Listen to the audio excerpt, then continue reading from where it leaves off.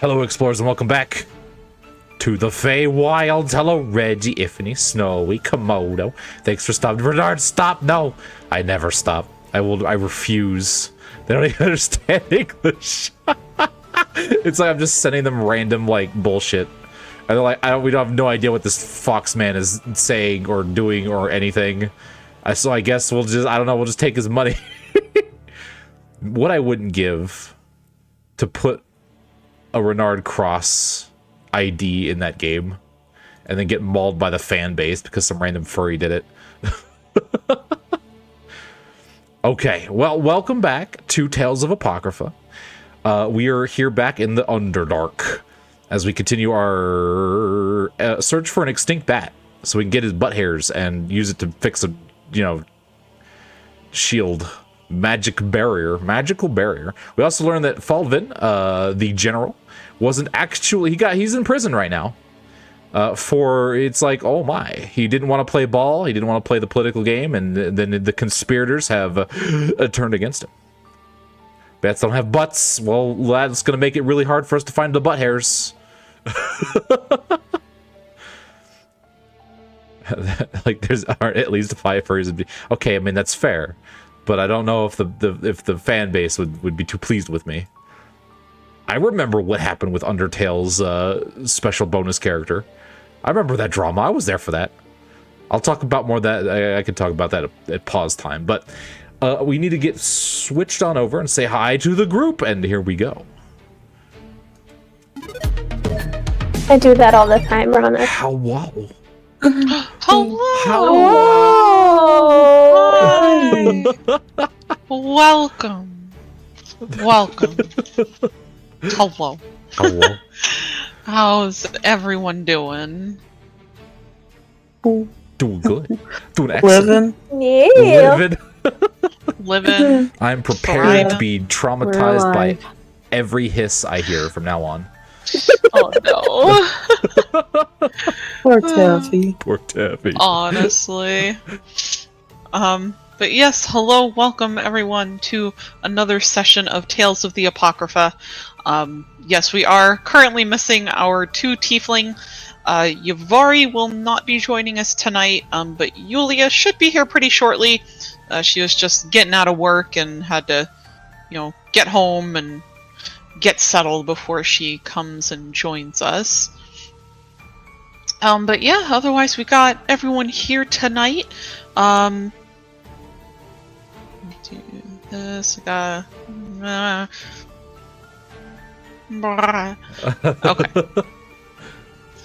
Anyways, so last session. Oh boy. Last session, our party ventured out into the Nightlands north of Mithranve to seek out the Vault of Glittering Night, an old temple to Veyrun. And they've come out here at the request of Balar, as he has asked them to help him repair the barrier. And after a strange conversation with the undead drow Solitar being hidden away in the manor's basement, the group was given the rough location of this vault, or this temple, I should say as well, as Solitar believes it is probably the only place left where they could find the Chiroptera, a giant bat which Solitar, which Balar needs, like fibers from its wing to help repair the barrier that protects Mithranve. By the way, Starion, you're a little loud. I can fix it. Oh. Don't worry. Oh, I'm okay, so okay, sorry. never mind. So the group came to the Temple of Glittering, or the Vault of Glittering Night, and upon reaching here, ran into Aoife once more, the human that they had run into back in Mithranve. And after a brief conversation, she shared with them that not all is well in Valgard. Since they last left it, come to find out that Faldvin, rather than ascending onto the throne as king, as they had assumed he would, has instead been imprisoned for the murder of Queen Mjarnin. on the charge that, or on the rumor apparently, that he was trying to help the Drow rather than continue to carry out the council's will in essentially trying to eradicate them from Leyrid. Learning this now, Narcellis and Runarian have both agreed they wish to go back to Valgard, which the party, while perhaps hesitant or a little reluctant, have agreed to go with them. But first, the barrier must be fixed. And so they are here now. As soon as they entered the temple, having ingested poison, as is... how do I put it? Required. I know there's like a term I'm trying to think of, but that's about customary. As close as I can get. Yes, thank you. No problem. I'm your thesaurus. You really are. I'm sorry.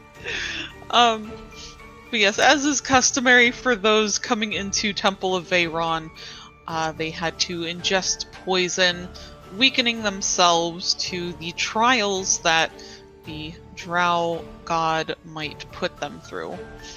And through exploring the temple and battling some strange shadow creatures that had attacked them, the group now explores deeper into it, intent on figuring out how to get into the deepest chamber of the temple, and hoping to find a giant bat or something within as well. And so they find themselves now in one of the side rooms, about to enter probably what was once a storage room of this temple. Opening the door only to find that the room is infested with carrion crawlers and a rather large spider looming near the back of the room. And that is where we shall begin tonight. And I would have everyone actually start out with, as soon as I find the button, hold on, it's here somewhere. Shit. There it is. I'll have everyone please roll for initiative for me. Oh, baby. Wonderful. I love it. Why? You What put a way to start a session. Sorry. Honestly, oh wait, oh shoot. Make sure you clear the, yeah. Yeah. Well, it's weird it doesn't come up until someone rolls. Oh. So here, I need to add Narcellis in there. There we go. Thank you. I demand to What? keep my 21. No, yeah, Charles was Demand to be 21. Honestly. Speedy. He's had enough of these worms already. He's had enough of them. I forgot Happy to. to. He got spooked. He heard the hiss and then he was like, Oh no! Wait, is that a 24.18? Yep. yeah. Yeah. That's a wild. I have it add my dex modifier just in case I tie with somebody. Like that. Yeah. God, no one Thank is you. having any of these worms tonight. Just None like of this. We are ready to go. Oh, it didn't They- add Birkin. They better all yeah, roll I that forgot to. ones. It's all good. They better all Thank you. roll that ones. God. Okay, but why is it that Narcellis and Resh always roll the same initiative number? Because they do. It's They both really do. cute and infuriating. It's just reality. It just has to happen. It's siblings. It's a fact siblings, of the world. Siblings. Here, I'll keep Narcellis first here. Let's see, just since you rolled first. All right. Oh boy, let me see. Oh shoot, actually.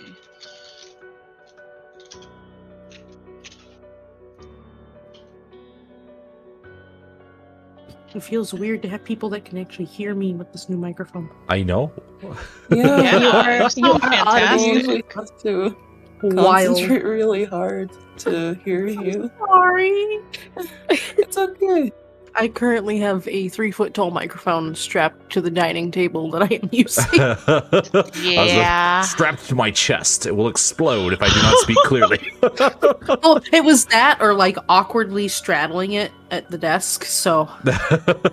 Yeah. The joys of microphones.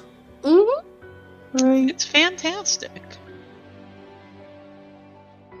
It just, I got tired of like acting something out and then everybody going, what?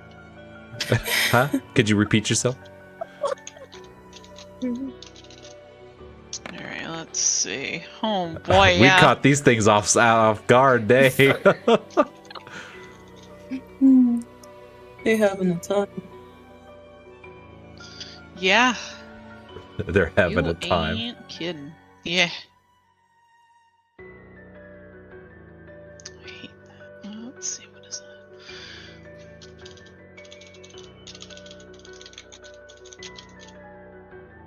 that? Alright. That was a weird roll.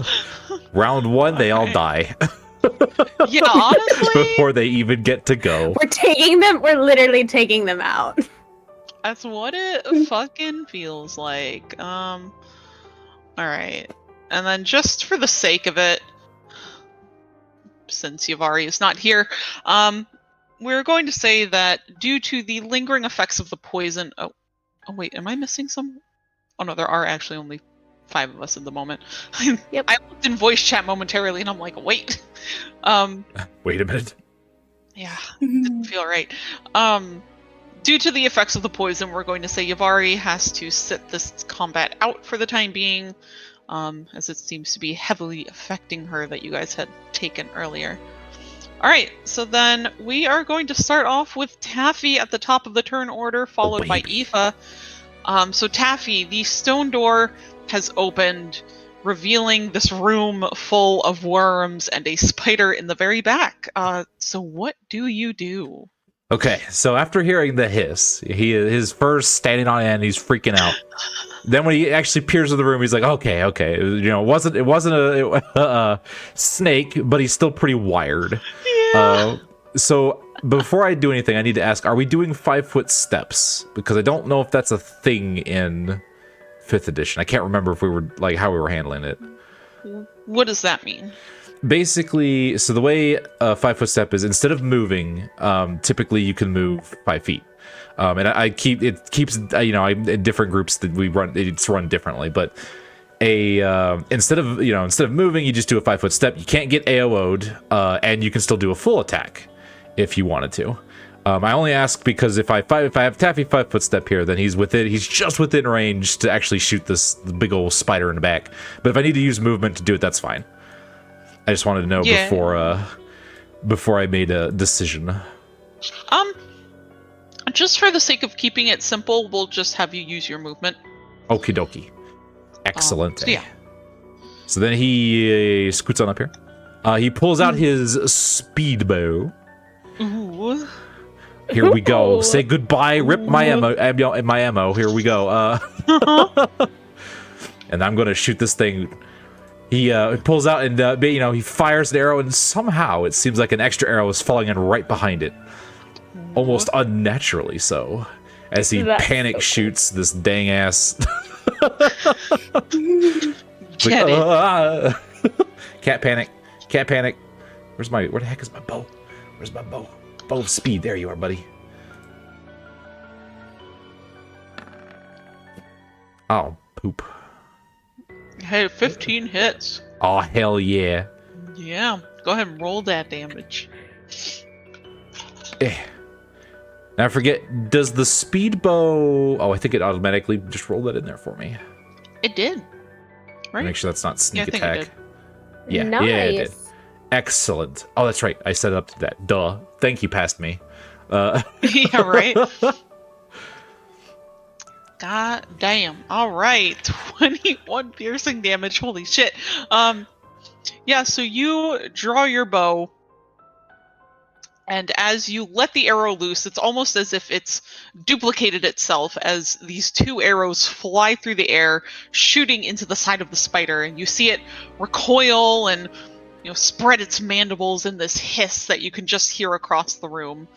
But it does not do anything at the moment. And hello, Rissa! Welcome. Hi. How's it going? Oh, you How you know, just my company just loves to hold me hostage. Yeah, Oh. sounds right. Oh. I'm sorry. Don't worry. But it's fine, I'm here. We saved some You worm are. for you. Oh, We yeah, sure I love did. the worms. Oh, God. Alright, then, So Taffy. Alright, then, is there anything else you'd like to do with your turn, Taffy? He would. Where exactly is the door? Is the whole thing the door? Or is it like Here, these- I'll kind of, like, highlight. Oh, God, that's not what I wanted. Hold on. Do I have a... Here we go. That's what I wanted. So we're gonna say the door is... about these 3 blocks. Oh, Or you squares, I should say, yeah. So that he's gonna run up right to this wall, right over here. Whoop! And he's gonna use his bonus action to hide. Okay. Throws up his hood, puts up his face mask, and little mosque. I don't know what you'd call it, but the oh, I need a stealth check. Where's my character sheet? Oh my god! There you. Where's the character? It Where's ran the away. character sheet? So I don't know if that, you can either have them perceive at me or pass it, however you want to handle the stealth check. All right. And that let's is- see. That is my turn, but don't tell me. Let me figure it out. When I inevitably put myself in horrible danger. All right, sounds good. All right, then if that is it for you, then we will go on to Aoife with Narcellis up next. So Aoife, what would you like to do? Okay, so I know we kind of marked like the boundary of the door. So Aoife can pretty much. I would assume like I can see all of the enemies. Correct? For the most part, I mean, this room is very dim. Okay. Being the human that you are, Yeah. You may have a little trouble seeing the spider in the very back, but you can kind of see like the rest of the little worm bodies. Okay. So, all right. I'm gonna take 20 feet of movement and get myself to sort of this first guy, because I definitely don't want to go into the dark Mhm. too far. So we're gonna head over here, and I'm gonna go ahead and use my action to take 2 attacks with my quarterstaff, because I get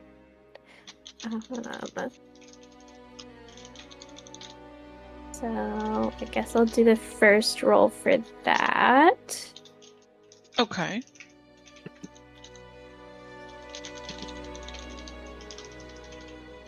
Ooh. Oh hell yeah! I got a nat 20 on that. Ooh, Oh, roll the that damage, babe. functioning begin. Mhm. Okay. And it's Great. critical, right? Yeah, so I Yeah. think it should roll the dice Yeah, it the should right roll. way if you click on the quarterstaff in the chat. Okay. There it goes. Yeah, there you go. Oh Ooh. wow, it's pretty solid Tons of damage. damage. Nice. All right, and then you said you were doing. Well, I guess 2? what it well, okay, so what does the damage look like? Oh, you're doing 16 bludgeoning damage. Okay. So, I mean, how's the guy? Can I like roll a Lebonk. perception check to see how the little slug worm dude is looking in front of me? How the or little boy is going. yeah, how's he doing? How's he Oh. faring? Well, Slug Boy, as you take your crack with your staff in your hands, kind of whipping it around to like slap this thing in the face. I mean, you get a pretty solid hit on this thing, and it almost kind of looks like its outside like exoskeleton around its head almost seems to kind of like dent in a little bit. Okay, He's okay. still holding in there. Like he looks like he's still raring to go. All right, we're going again. Let's All do right. Oh, 7. it. Yeah. Yeah, 7 will not hit as you go in for another swing, but the worm is smart and ducks under your staff. He learned.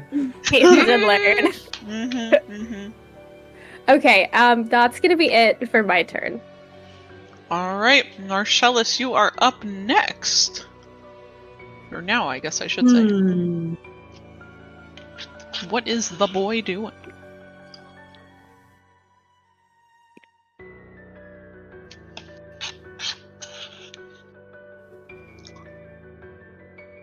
Okay, so I'm gonna move him to stand in the doorway. Mhm. And I am going to ask to use my anima shard. Oh, Well, what are you doing? I am going to use my whip on the worm because it is 10 feet away. Oh, it's 15 feet, actually. Hold on. Hold on!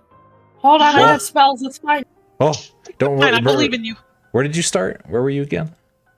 Right here. Over. I think he was one. I don't remember if he You went back? was there or here. Oh, I don't fucking remember. Because if you were here, you have an extra 5 foot of movement. Yeah. But if you're over here, then yeah, that's as far as you go. Wasn't I next to Resh? I think so. Actually, yeah, you might have been like. Oh. Okay, can I take my 5 feet of movement? Yeah, sure. Just because I don't remember. Go for it, man. Scooch, scooch. Do Hell the shuffle. The Narcellus Yeah. shuffle. I am going to use The my Nar whip, shuffle.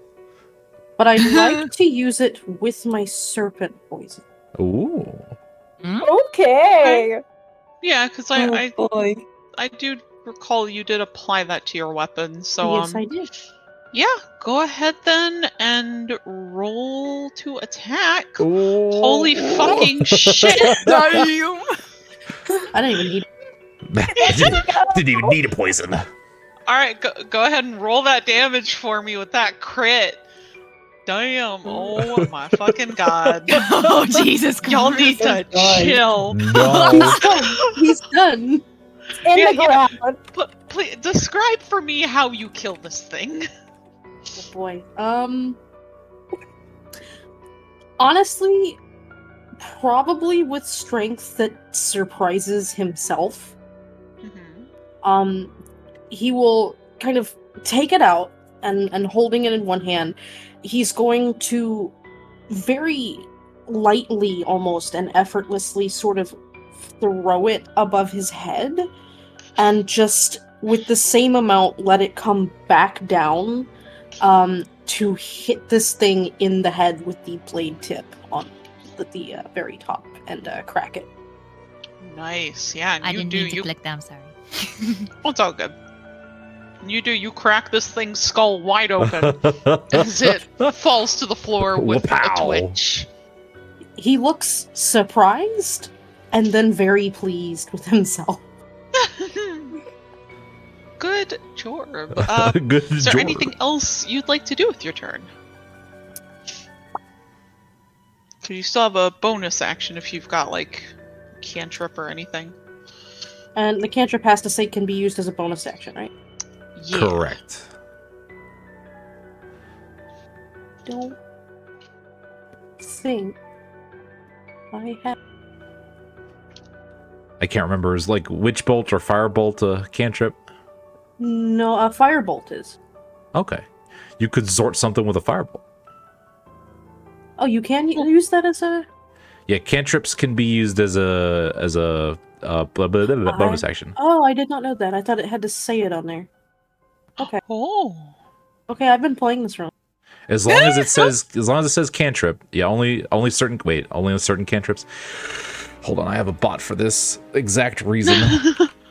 Siri, firebolt.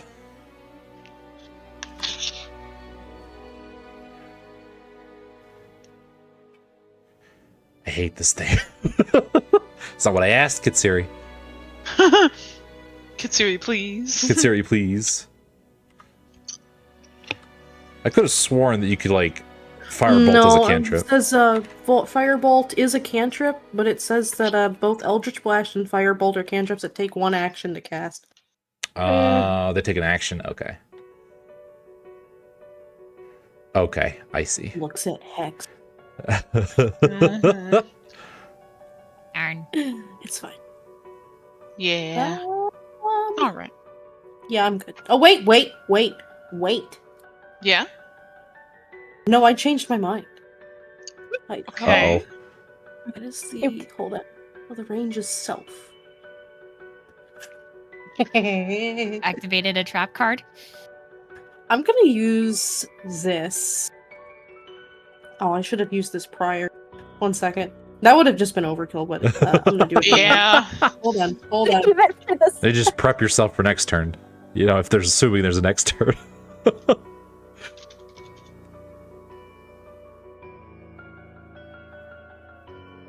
Ooh. Ooh. All right. Why are y'all just popping off today? Wrathful know. smite. We got 2 crits. Like, what? All Can you use right. my evil paladin spell over here? Yeah, I for love real. that. All right, so yeah, you cast that upon yourself, and you see there is kind of this very faint, like purple-red glow now coming from your whip. Is it? You ready it for your next attack? All right. It is now Resh's turn. All right, Get buddy. on Lesh. What are we doing? Let's What see. can he do? Not a lot. He's got a few things. Let's see. Oh, he does have that. At least we know Ori can get from one side of the dungeon to the and back again on 1 action. He really fucking could. Whoosh. I mean, Resh kinda can too. Let's see.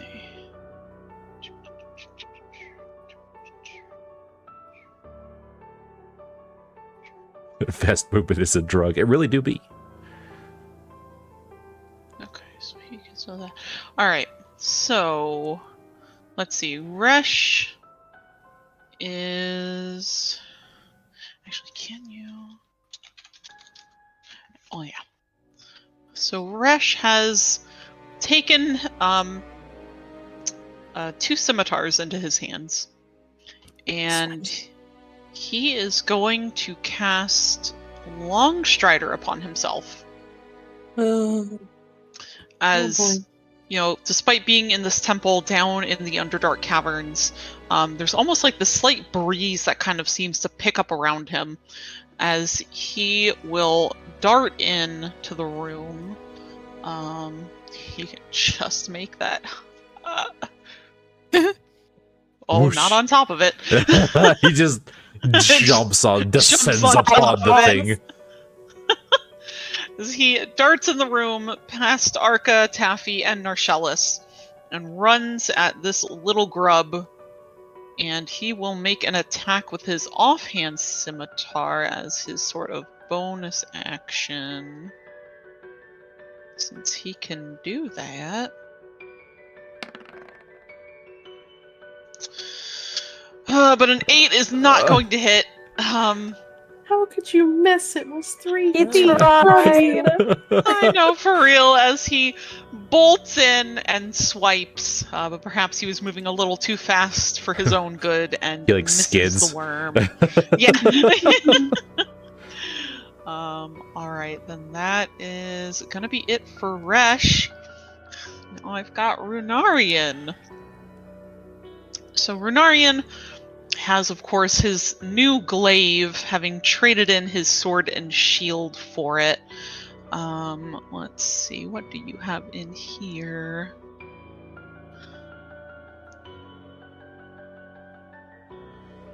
Oh, right, okay. Is that...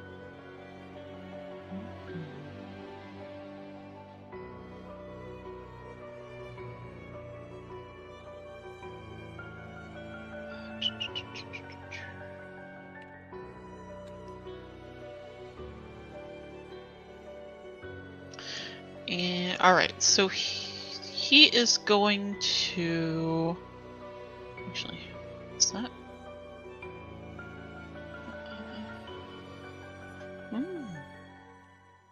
That'd be kind of cool.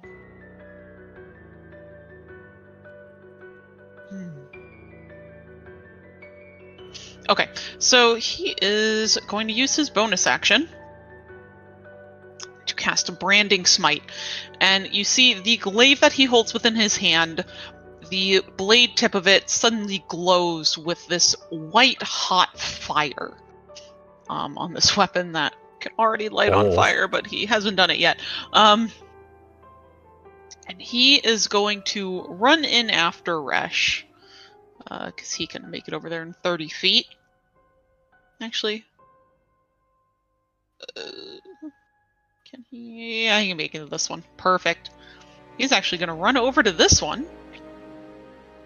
And he is going to take a swing for this worm with his glaive. Which is this one. 24! Jesus! Just- will absolutely hit. Yeah, what's up?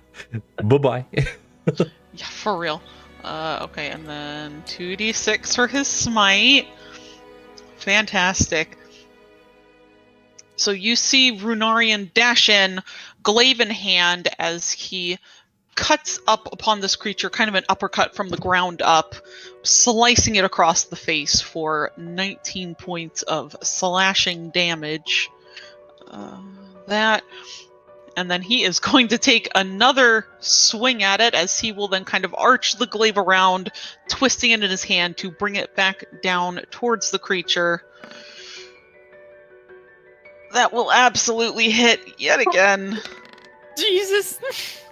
For another 9 slashing damage, as he just cuts it once on the uppercut, again on the downward swing, cutting its face wide open, but it is still standing. Damn. It's holding y'all in need there, to calm man. down. Everyone is done already with this Everyone temple. is just no more Yeah. negatory. All right, Arca, you are up next. Alright, let me see. Where's the ruler thingy? Well, I gotta measure this dude's imminent Okay. demise. Okay, I'll say... Can he fly through this doorway?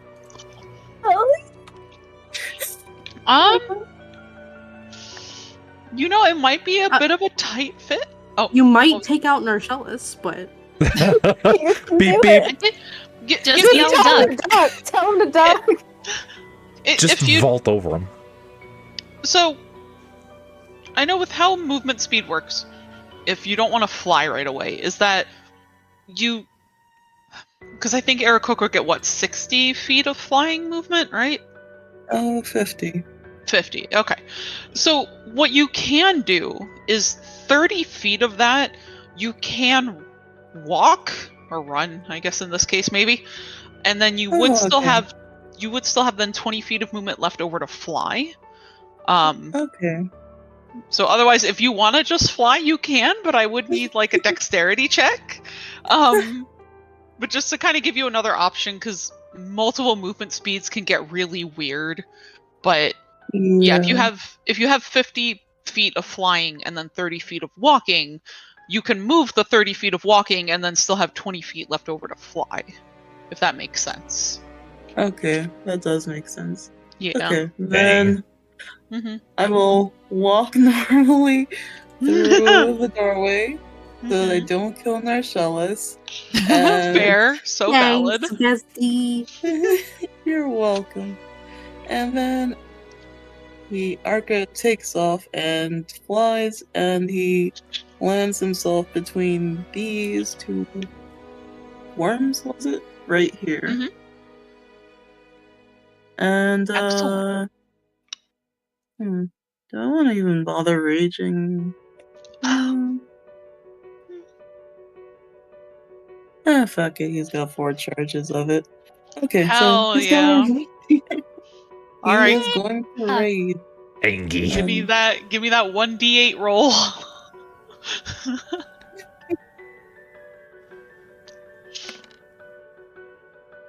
Okay. 5.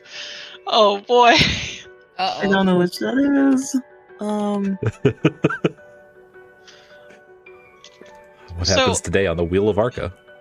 Yeah, so as you rage, as your anima begins to kind of seethe and like simmer out of you, the rest of the party, you notice this sort of like arcane glow kind of emanating out of Arca's feathers, almost kind of a pink purpley color. Violent in a way, as it's glowing and almost trying to reach out for the 2 worms next to him. But yeah, that this will be the description of what it does. Is if something hits you, your anima hits it back. Oh. Oh, heck yeah. I'm so glad it wasn't the thing that makes everything teleport upward. Oh, no. I look can't handle forward the to that floating- day. No floating Same. spiders. Yeah. That'll be perfect. I love that. I can't wait. They don't need to know what it's God. like to fly. Uh, All right. but yes, from there he is going to smash with X. So Smash, Alright. smash, smash. Smash with axe. okay, it's fine. Oh, yeah. I'm gonna say he's using a reckless attack. All right. Yeah, I mean, a 20 absolutely hits. And then which one were you attacking? The one on the left or the right? Let me. This one, Okay. the Perfect. gray one. Yeah. Go ahead and roll damage. Okay.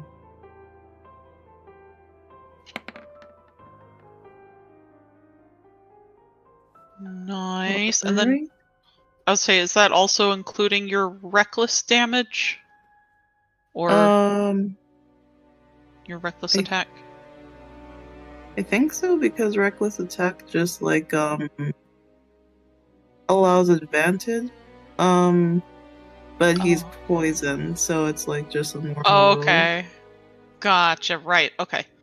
Awesome. So yeah, you run into the room, you take off with your wings, flying quickly kind of through this open space now so that you don't risk like slamming into someone. And you land in between the couple of carrion crawlers over by Renarian. You take out your axe and swing, and it cuts through the air and cuts through the carrion crawler as it hisses and gurgles at you as you deal 13 damage altogether. Nice. And I'm gonna hit it again. Heck yeah! And then Smash it with a hammer. All right, yeah. Roll to attack. That doesn't hit, does it? Yeah, unfortunately, that will hit as you go to take another swing and seem to swing a little wide as it kind of dashes out of the way. Darn. They really are learning. They are. They're smart little worms. the smart little worms. They're like raptors, so they'll be able to open doors. Yeah. Oh, no. All right. Then, was there anything else you'd like to do with your turn? No, that's it. All right. So now it is the spider's turn. Oh. I'm just gonna roll something here real quick. Okay. So you see the spider as it turns to face you all and begins to skitter its way across the floor. You see, as it gets to the center of the room, it seems to suddenly freeze up, as if maybe startled by something or uncertain of its movements. And without any warning, and without really any idea of what has happened, the spider suddenly starts curling up on itself and shaking. Oh and the next no. thing you know, Oh, it's fallen onto its side, its legs twitching violently as if grasping for something, before they just curl up onto itself, and it stops moving. Well, that's Okay. concerning.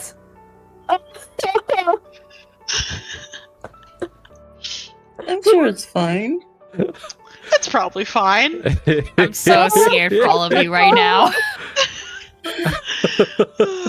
Alright. That's not panic. See? It's fine. Totally fine. Alright, so then it is the carrion crawlers. Let's see. So I will start with this one on Resh, as it will go to attack.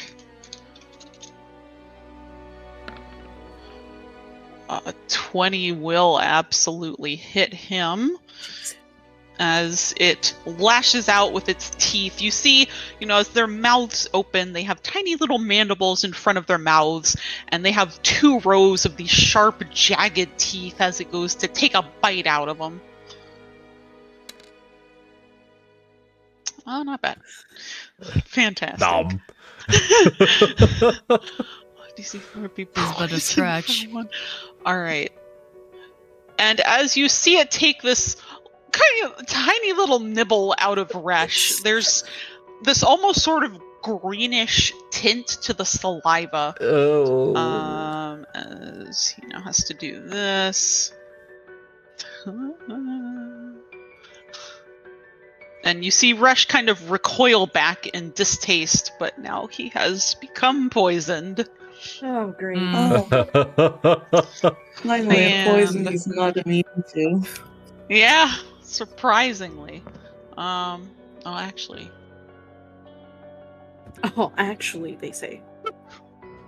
Wait, no, it's a good question. Hold Actually. on. Hold on, I gotta check one thing here. Where is it? Bitch is the master assassin. You're gonna tell me he's not immune to carrion crawler poison. Oh, don't they have something about poison? I can't find it on his character sheet. Oh well, it's fine. Hold on. I've got it saved. Oh, okay.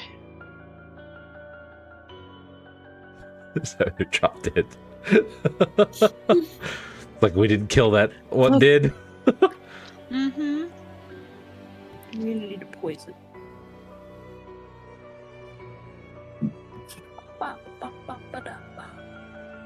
Oh, is he Is just straight? anyone else really concerned about the nope. spider dying? Nope, he's poisoned. Oh. Yeah, alright. Unless He's he has poisoned. spent time in 700 years consuming carrion crawler poison to build up a resistance to Yeah, it, just- he's poisoned. Just as a hobby. Yeah. Because, apparently they do that, but it's Spider. usually against drow poison or purple worm poison. Oh. Gotcha. Hmm. Alright. So it takes another little bite out of him. His For ankles. another. Yeah. For another 3 damage. Alright, oh, I just lost his character sheet. It's fine.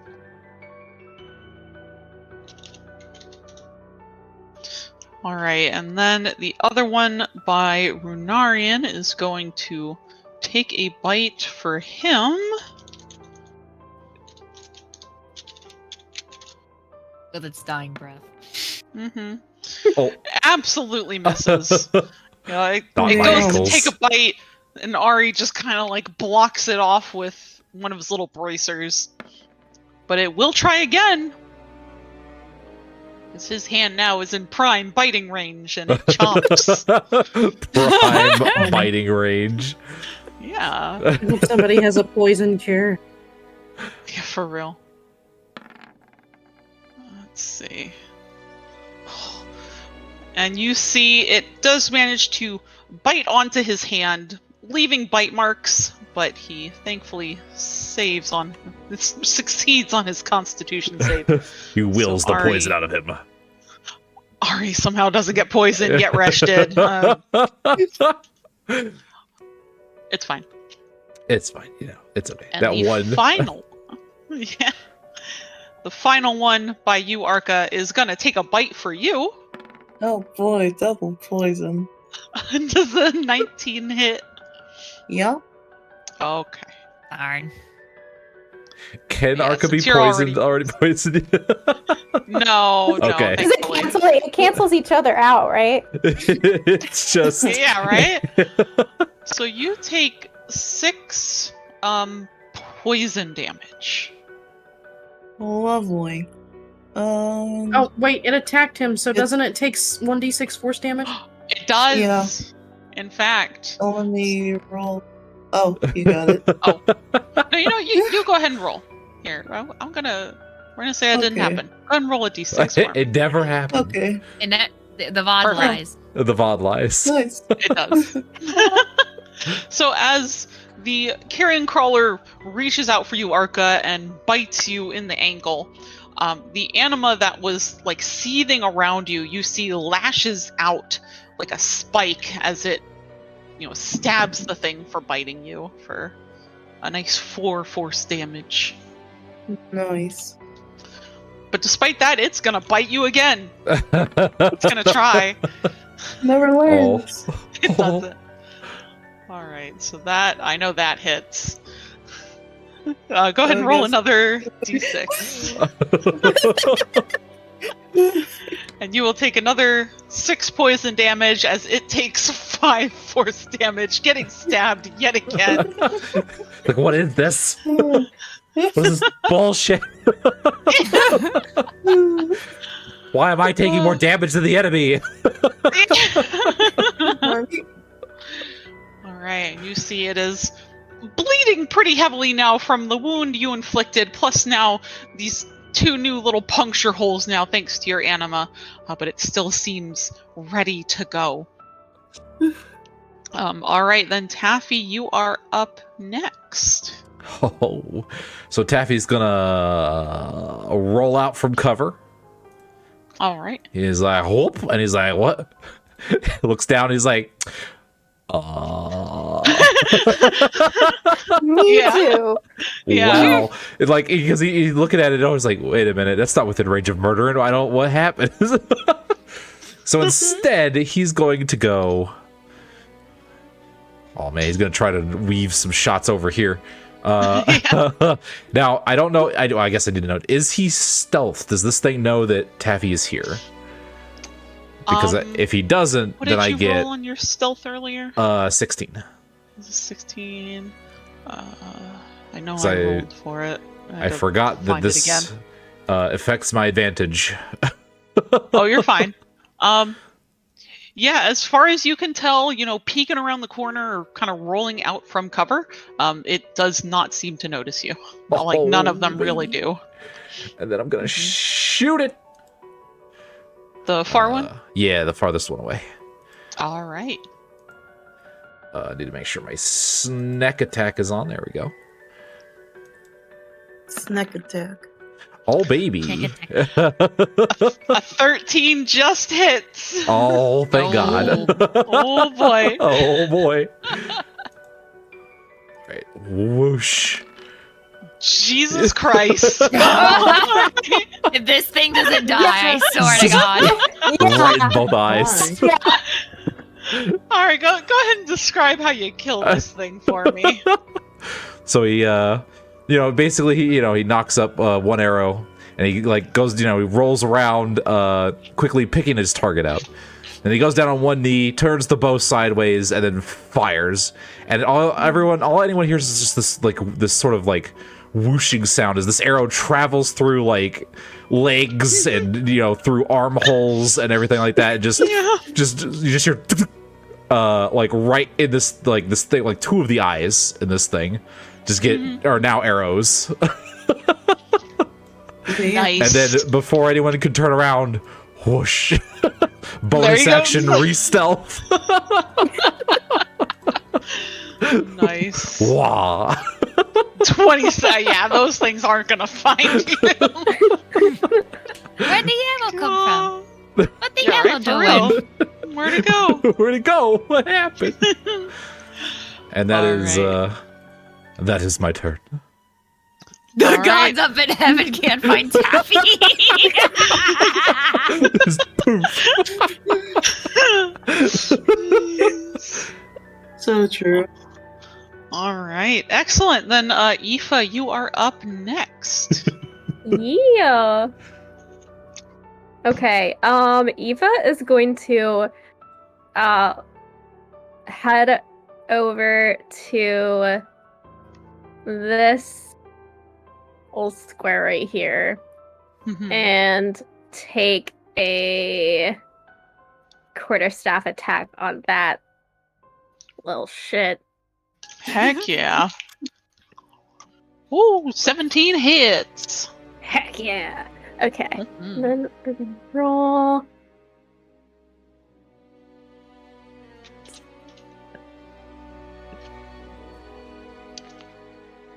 All right. Yeah, you take your quarterstaff, running from the thankfully now dead one, thanks to the excellent whip crack of Narcellus, over to assist Resh. And you run up on it, slam your staff down on top of it, dealing a nice 8 bludgeoning damage. It looks very upset at you. All right, we're hitting it again. 17 hits again, yeah. Nice. 3 bludgeoning damage. It hisses at you as you smack it once more, seeming quite angry at this point. You love making things angry. Mhm. Okay, and okay, I have to look really quickly. Mhm. Something. Yeah, because you still have a bonus action. You Bonus can use. action. Yeah, I want to see what I want to do. Okay. Wait, Anna, Yes. check DMs. Oh, DMs. Okay, hold on.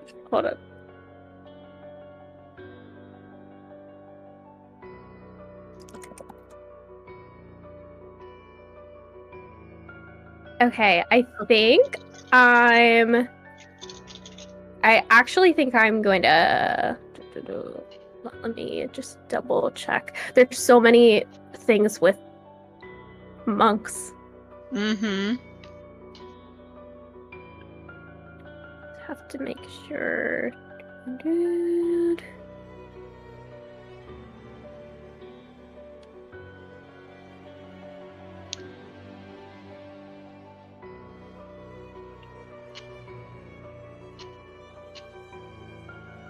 Okay, I think I'm gonna end my turn. Okay. All right, then that will be it for Aoife, and then Narcellus, you are up. All right, so we're just gonna drag him over here. Excellent. I am gonna attempt to whip crack. Whoop-ha. Heck yeah. Go for it. 26 absolutely hits. And I also have branding smite on this. Uh-oh. Yes, you do. So yeah, go ahead and Oh, roll yeah. the damage, and then roll branding smite. All right, I just want to see how much. okay, hold on. Hold on, I'm looking for it. I'll say yeah, it should be in your attacks. I think. It is not. Oh, shoot, what was the dice? I think it's 1d6. Let me go check. A 2d6. 2d6. Or wait, Ooh. wait, was that yours? No, that was. No, Wrathful Smite. I'm sorry. Branding Oh, no, Smite you're was. right. You're right. Wrathful Ari's. smite. My bad. 1d6 psychic damage. Yeah. Yes. Okay, I will. All right, 4. So you do 30 points of damage altogether. Jesus. How do you kill it? Oh, Tell God. me how he does it. Tell me how it dies. Oh, 1 second. I left and I dropped my drum. Oh no. Not I wish how it dies, Um, how it really, really dies. Oh, God. Okay, so his whip is still, like, glowing with the red and purple, right? Mm-hmm. His colors. Okay, let's go. So he will dash over between Aoife and Ari, and like having seen it like lunge for Ari twice, he'll draw it up like above his head with like a sort of like circular motion, and turn his body to the side in time to just sort of pierce probably its like the spine of its exoskeleton, So you can hear like the satisfying carapace crunch. Delicious. I love that. Excellent. Yeah, and then it is also joins the rest of its comrades dead on the floor. All right. Then, is there anything else you'd like to do with your turn?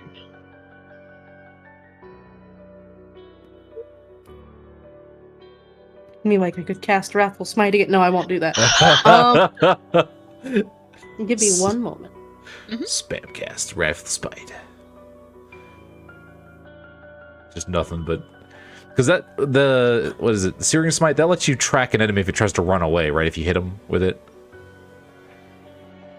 Which one? Sure. Is that how that works? Oh, okay. I couldn't remember. There's a smite that you could do somewhere that like when you hit them with it, then it like tracks them so that you know where they are if they try to run That's away. Cool. Nice. I love the different flavors of smite that she get access to. Yeah. Mm-hmm. I end my turn. All right. Very well. Then Resh is up next. All right. Let's see. Next level up, remind me to take a bonus action spell. Yeah. I know. It's so hard to like find them sometimes. Fireball is just so tempting. Mm-hmm. Even though I've used it once. I can't wait until you detonate the party. Right? I am excited. Mm-hmm. Okay. Sorry, just double checking what he can do here. Alright. Yeah, I think it's just gonna be that.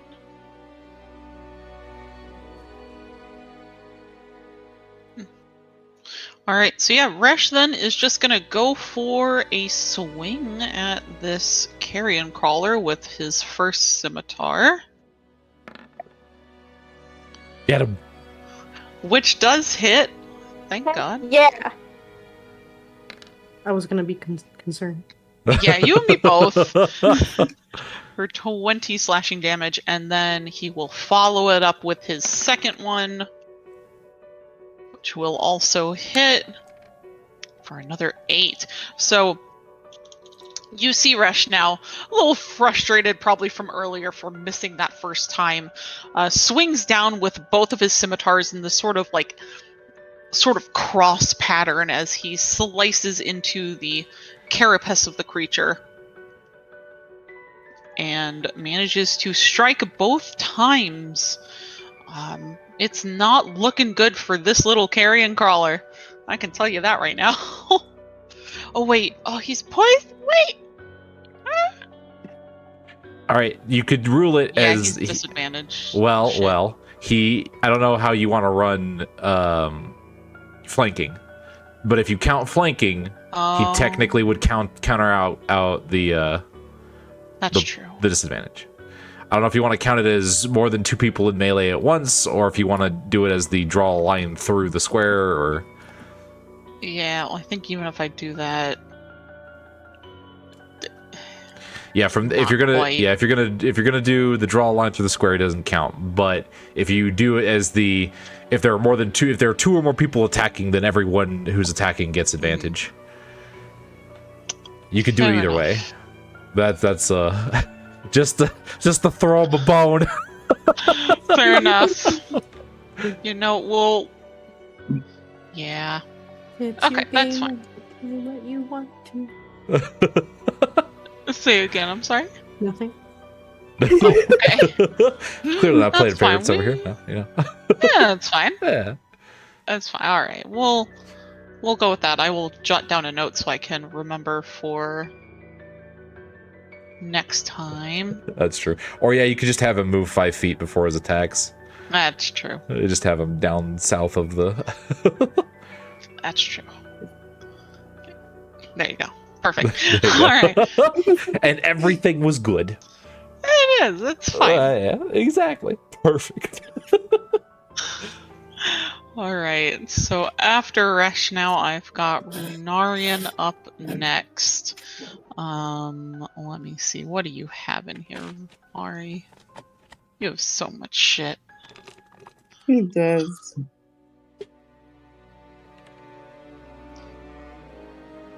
Okay. Okay, yeah, no, I don't want that one. Oh, that's a good spell. Alright. So yeah, I don't think he's got a whole lot. Okay, that's fine.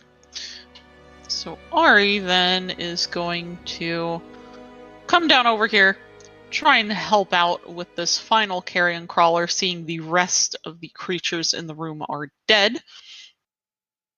And he is going to take a swing with his glaive.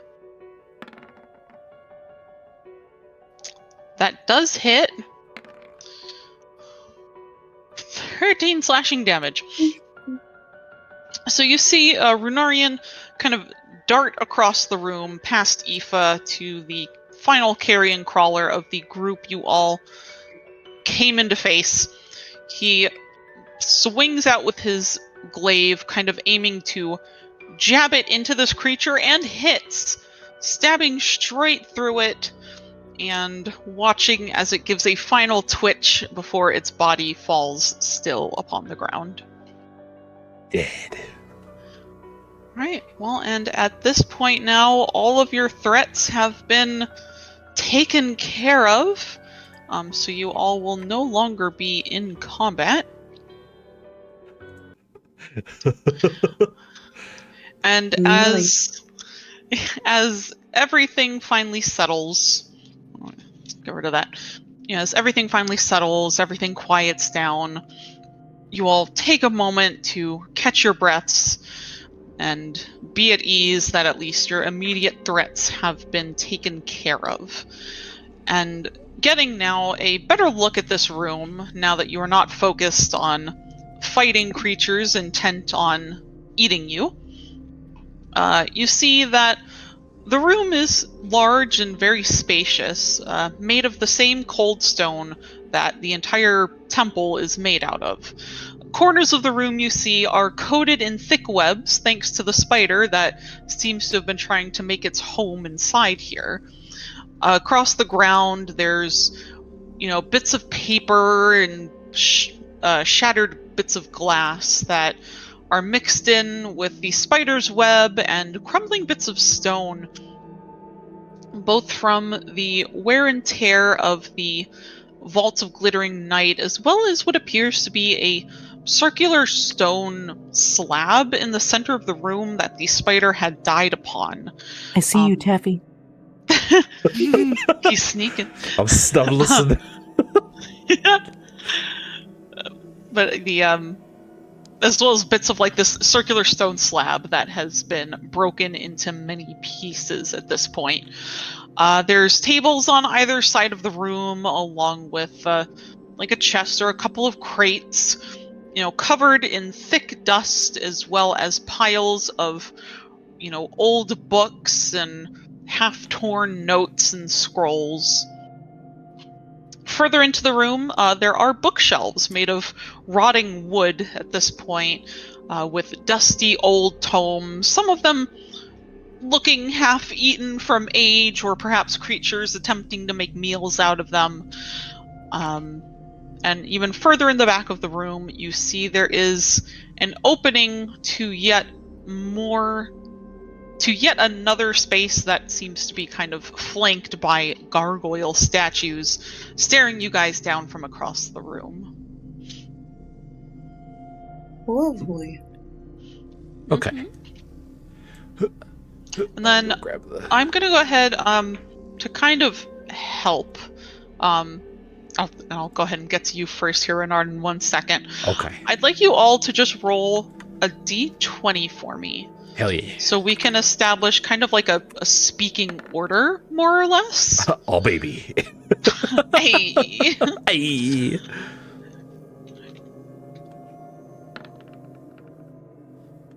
Oh. Oh, Damn. Rana has something to say. You really do. Arca's like, Opinions. I'm the one who talks. Alright, let's see. That was Ari. And Resh. Resh really also has shit to say, apparently. Man, a few words. Has something Yeah. to say. And now, Right. okay, so I will post this in chat for everyone's sake. But this is kind of more or less just, to make sure we can kind of get through everyone to kind of have a moment to say something. But if at any point, you want your character to do something or you want to have them say something, you are more than welcome to. Or, you can throw up your chat bubble, kind of like Renard's doing, and that way I can get to you. So, Renard, even though I know you rolled really low on the speaking order, I will That's start okay. with you first. Okay. So basically, he kind of lurks into the room as things kind of settle down. And while he's walking in here, I'm just noticing this chest right here. Is it damaged or destroyed or rotted through or? Make a perception check for me. Oh, baby. Perception. There it is. Oh boy. 7. Mm. So you peer over the chest, and it's a pretty standard chest made of like wood and some like iron trim around it, and a nice iron padlock on the very front, keeping it sealed shut. I mean, it has definitely been here for some time. You see. You see, there's a lot of dust on top of this thing, but it doesn't seem to be in that terrible of shape. It seems like pretty sturdy still. Oh boy. So gonna walks up to it. And then from the shadows, suddenly from not the last place anyone saw Taffy, you just kind of hear him whisper out. He's like, "Hey, I think there might be something in here. Do you want to check it out?" Narcellus will kind of look over his shoulder at Taffy and at the box. And after a minute, he just says, "Go ahead. If it eats you, it's not my problem." Taffy suddenly inches away from the box. He looks at it. He's like, "Eat me?" So now he's like, "Oh, sorry. Go. No, go ahead. No. He's like leaning left and right, looking around like the box, like, is it like alive? So at this point, he's gonna check it for traps. I don't know if if you just want to carry my 7 forward. You're checking it for traps? Yeah. So basically, twine around the lock, see if the latch is hooked up to something, or if the hinges are pressurized, like on a plate or something like that. Or if there's like a snapping triggering mechanism on the hinges, or if it's Okay. the chest is on a pressure plate. Alright, so yeah, you look over the box, you're trying to inspect it for usual traps that one might put on a chest like this, and as far as you can tell, you don't notice anything, but as you kind of fiddle with the lock somewhat, you realize that it's actually unlocked. Oh. Boy, oh boy, here we go. So he kind of looks between the party. He looks back at the box, looks back at the party, kind of squints his eyes, and then he goes and he carefully removes the iron padlock on it. And he'll just stuff that away for later. Okay. And then he carefully undoes the latch and he slowly opens it, he's ready to just roll backwards if this thing explodes or tries to eat him. It's like leaning backwards as he's trying to like peer in, but doesn't want to get his face near the opening. Sounds right. Yeah, you slowly lift the top of the chest open, the hinges, creaking and discontent as you make them move after so many years of probably sitting very dormant. And as you open enough to kind of take a peek inside, you realize that the chest is already empty. Taffy deflates in disappointment. Oh. It's dungeon treasure. Oh, it's empty. Oh, so he just kind of makes this oh, and then he just slowly closes the lid back. And then I would like to see how much of my ammunition I can recover. Yeah, if you did take any, a couple shots. Yeah, I blew through like 4 arrows. All right, go ahead and roll a d4. Oh boy.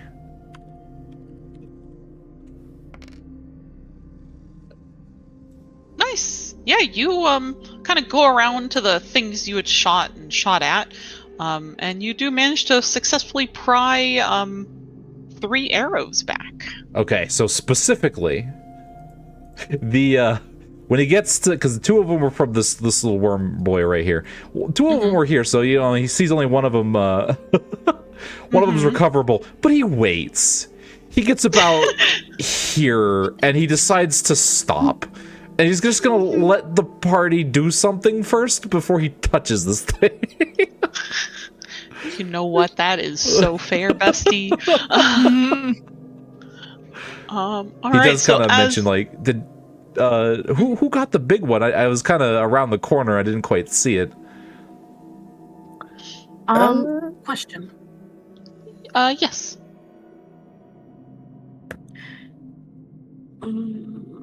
So I'm gonna send it to you on Discord. Okay. And then, Arca, you're free to respond to Taffy if you'd like. Okay.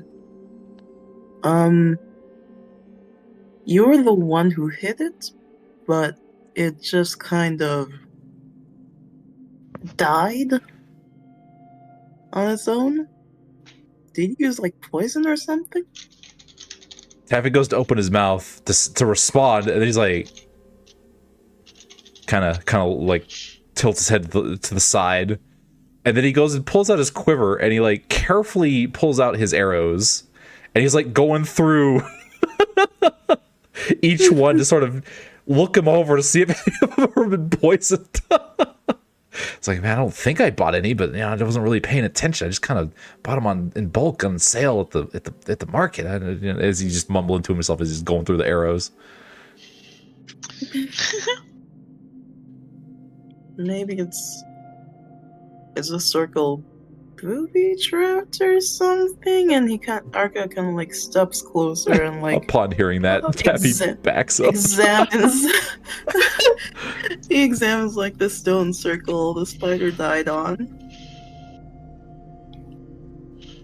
And, I don't know if I should roll anything. Yeah, go ahead and roll a perception check for me. And then I'll get you here in 1 second, Urshilus. Perception. There it is. 14.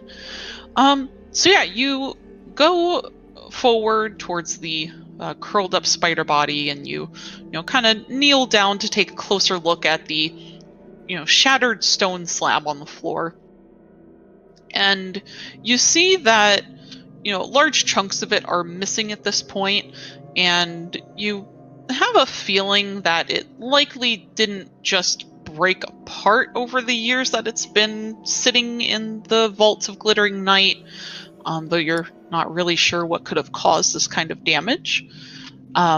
But looking over it, you see, though the stone is faded and worn now from time, there are still faint inscriptions of what appears to be probably Drowic inscribed in the stone.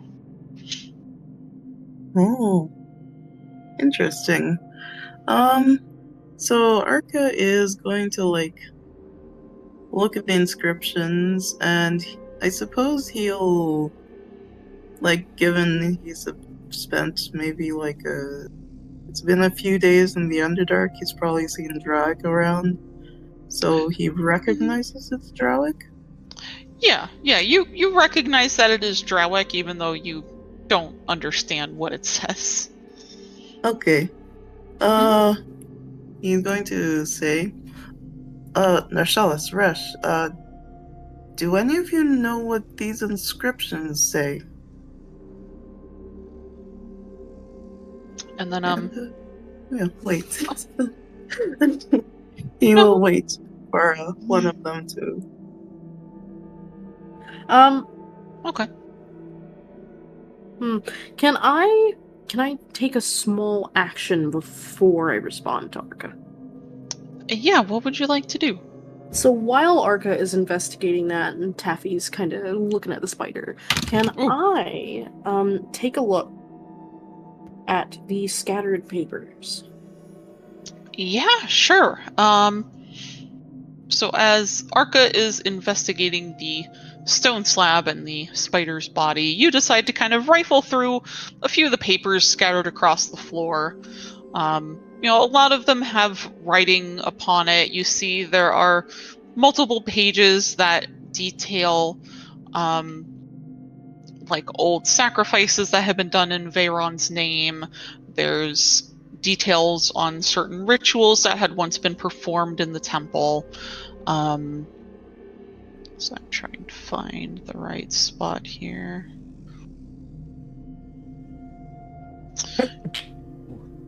Bless you. Thank you. No dying. I'm trying. I'm doing my best.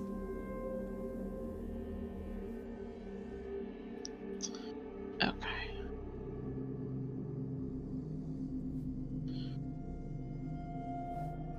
So, okay. And you pick up one page in particular that just kind of catches your attention for one reason or another. And upon it, you read, it seems to describe Veyron himself.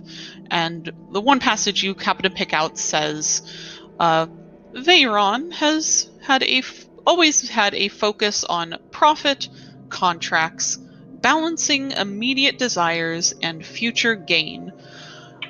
Flexible attitudes, knows when to practice loyalty or betrayal. Veyron is known to be rather charming amidst his followers, and his followers could communicate with Veyron even to share their spells, tactics, and poison formulas that they invented with him. It goes on to describe that a holy symbol of Iran was usually a black mask with blue lenses in it, as it is one that's often described that he usually enjoys wearing.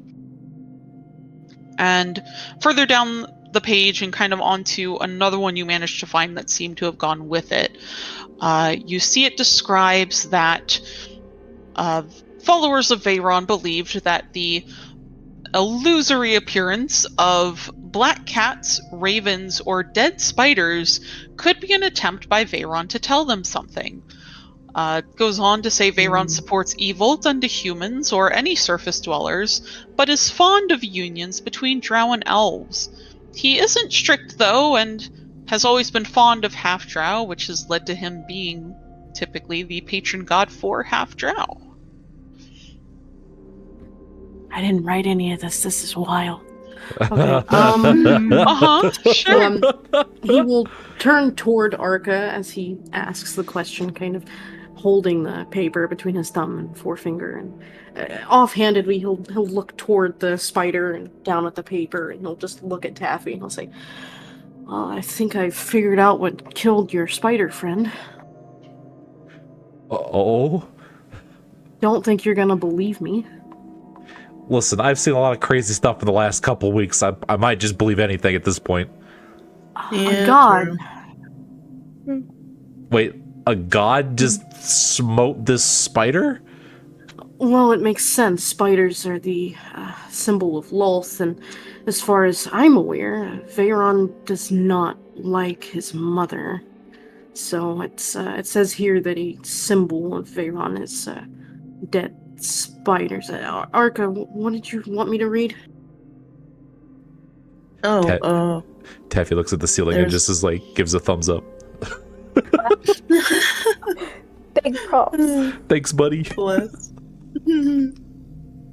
But yes, Arca points to the inscriptions on the stone slab and says, "There's something written here in Drowic." Okay, I'll kneel down and look at it, and can I read it? I hope so. I've got 3 different types of Drowic in my languages. Let's go. Yeah, Can't read common for shit, but let's go. that's fine.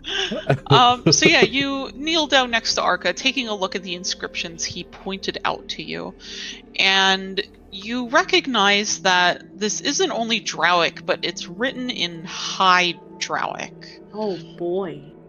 And Mm. it's very broken, and a lot of it is very faded and worn from time, but what words you can pick out, they seem to perhaps go together as a sort of how would you describe it? Maybe like a saying, or maybe something that would be a poem if you happen to write out all of the lines with one another. Hold on, shoot. Oh, where'd it go? Ah.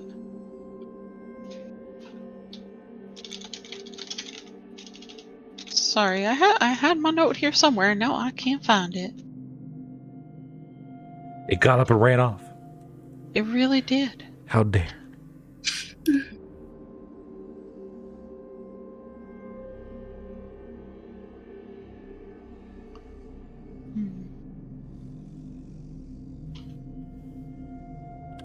Shoot.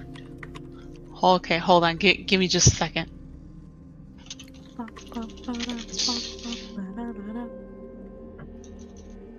He's really looking at this inscription hard, Arca. He really is. He's analyzing its he's every fully, texture. fully invested in making sure that every word that comes out of his mouth is correct. Appreciated. Oh, 1 second, I'm being consulted. Yes, hello, what can I pull out of my drow lore knowledge ass for you? Alright, there you go. Yeah. Okay.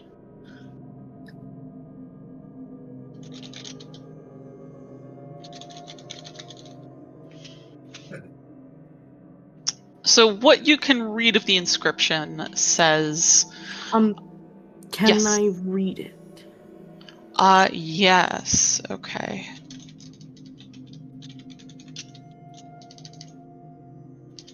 Here, I just gotta take out some of the words. Thanks. I just gotta remove some of the vital information. But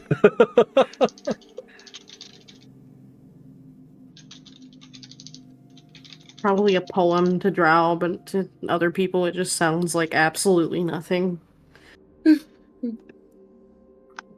Fine. Beautiful. No big deal.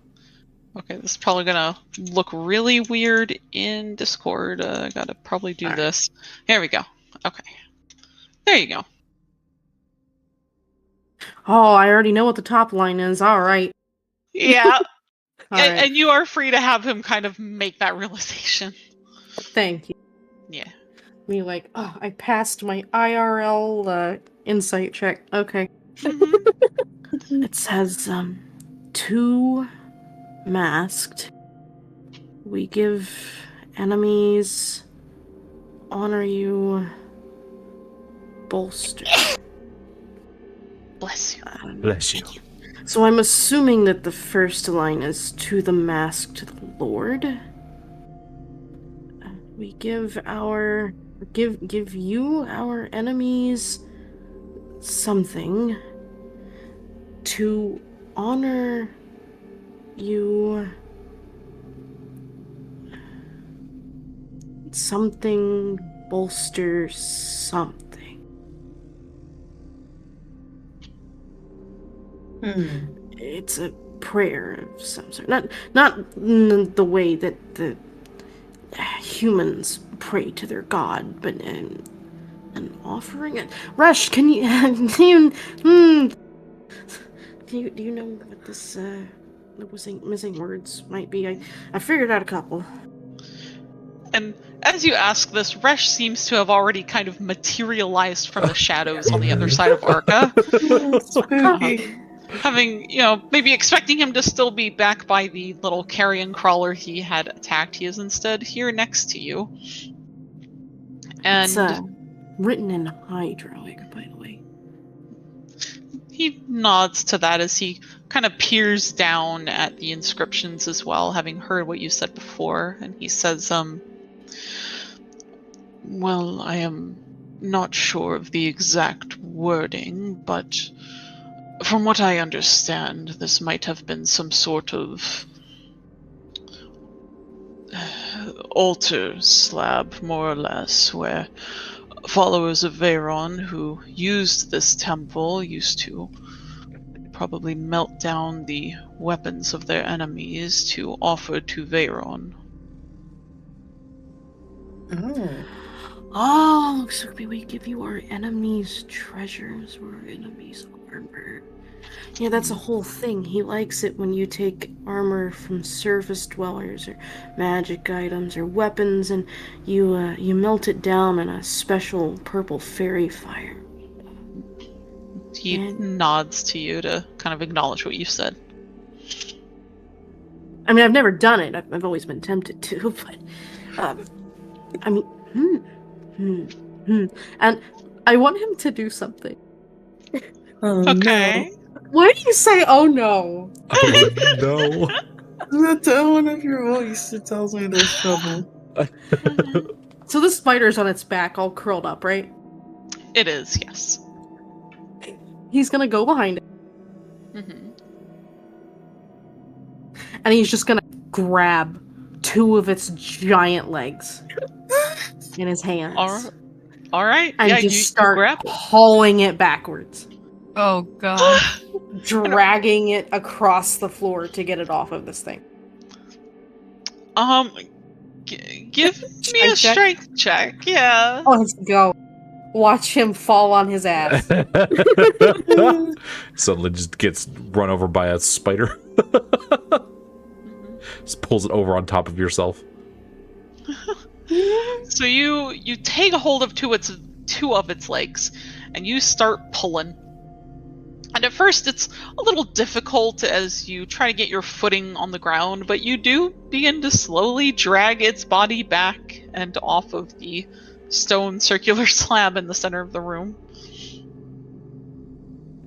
He'll just kind of look up at everybody and just be like, "What?"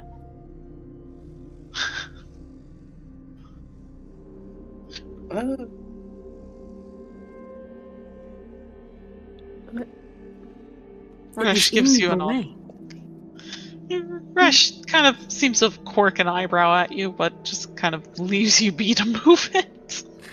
He'll look between Taffy, Arca, Aoife, Ari. Do, He'll look at Ari and shake his head, and he'll say, "Does anybody have a piece of armor that I can steal off of you?"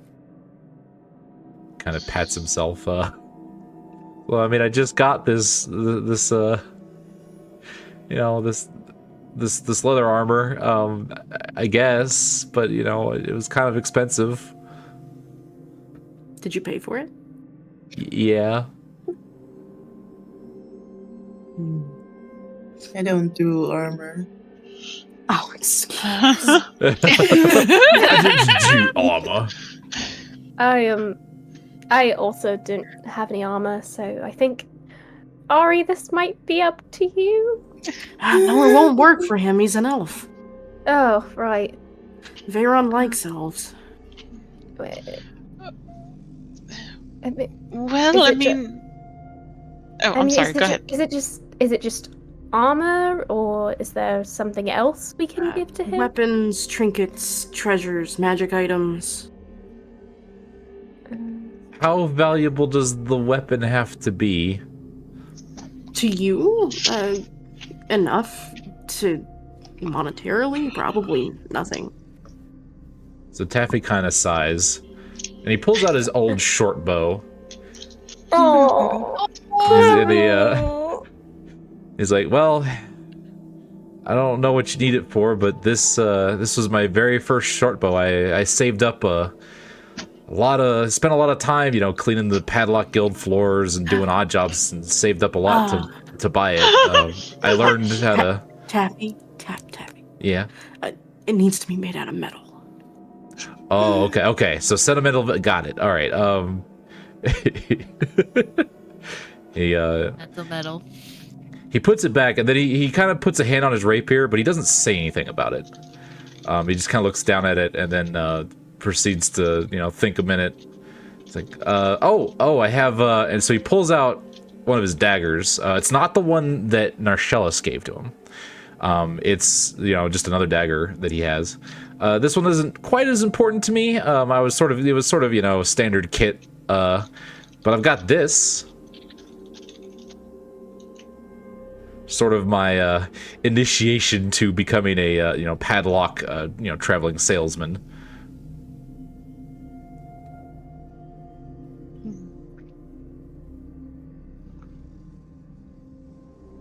I mean, maybe. Does anybody else have anything comparable? Going around the room. Ari will step toward you, and he'll say, well, I know you said from an elf might not work, but I do still have my sword. As he'll kind of take his long sword out of his sheath from his hip and just kind of offer that over to you. Sure. Actually, this will work perfect. All right. Sorry about the sword. It's fine. I got it back in Valgard when I first joined the military, so I don't mind. And he'll put it in the center of the broken circle, and he'll just kind of look at everybody and be like kneeling down on the floor with one hand out. And he's like, "Can you guys step back for a minute, like off of the circle?" Yeah, that would be a good idea, wouldn't it? Nope. Oh. Well, you don't have to run. Oh man, I don't want to take any chances with this magic stuff. He'll set the big long sword on the floor and just kind of like look around the circle, making sure he's not making some grandiose taboo. And he's going to cast Fairy Fire. Ooh. Oh, perfect. What color is it? Well, his natural Fairy Fire without thinking about it is blue. He can't cast purple because he's not a drow god. Okay. Well, it says violet, but yeah. Oh, sure. That's We'll blue go with kind violet. of count. He'll think about it. Do like a little bit of prestidigitation. Mm-hmm. Yeah, sure. We'll go with violet. All right, and then okay, so you have set the sword down in the center of the circular slab here, and then you cast Fairy Fire upon it. Do you say anything in particular as you do this? Oh God. Do the incantation. Oh, this is the wrong damn person. Okay. He's going to do his best to put together the incantation. Oh boy. Okay. To the masked lord, we give you our enemy's sword to honor you and bolster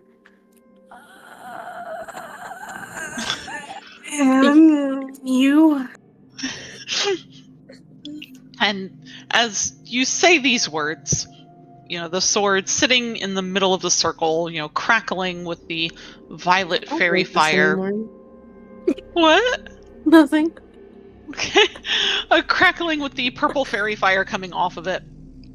You speak the words of the incantation that were written upon the slab, and you stand there for a moment, unsure if you should expect anything or if anything will even happen. And at first it seems perhaps nothing will happen.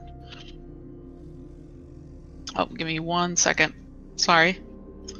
I'm being told to wait. Oh, whoa. Oh, whoa. Oh, whoa. Oh, whoa. Sorry, I had to ask a question. Okay. Yeah. Yeah, a few moments pass. The sword is still lit by the fairy fire, but nothing appears to happen. Wow, well, fuck me, I guess. I'll just kind of look at Ari and be like, sorry, man, you're not getting that back. It's quite alright. Like I said, it's not a big deal. He's also gonna look at Ark and be like, man, you showed me a defective prayer circle. What? How's this my fault? You shouldn't have gotten my attention. Oh. There you go, there's my fire. Whoosh. You shouldn't have gotten my attention. Now I got excited, I thought maybe I was gonna, I don't know, he'll turn and he'll look at the spider. See, dead spider.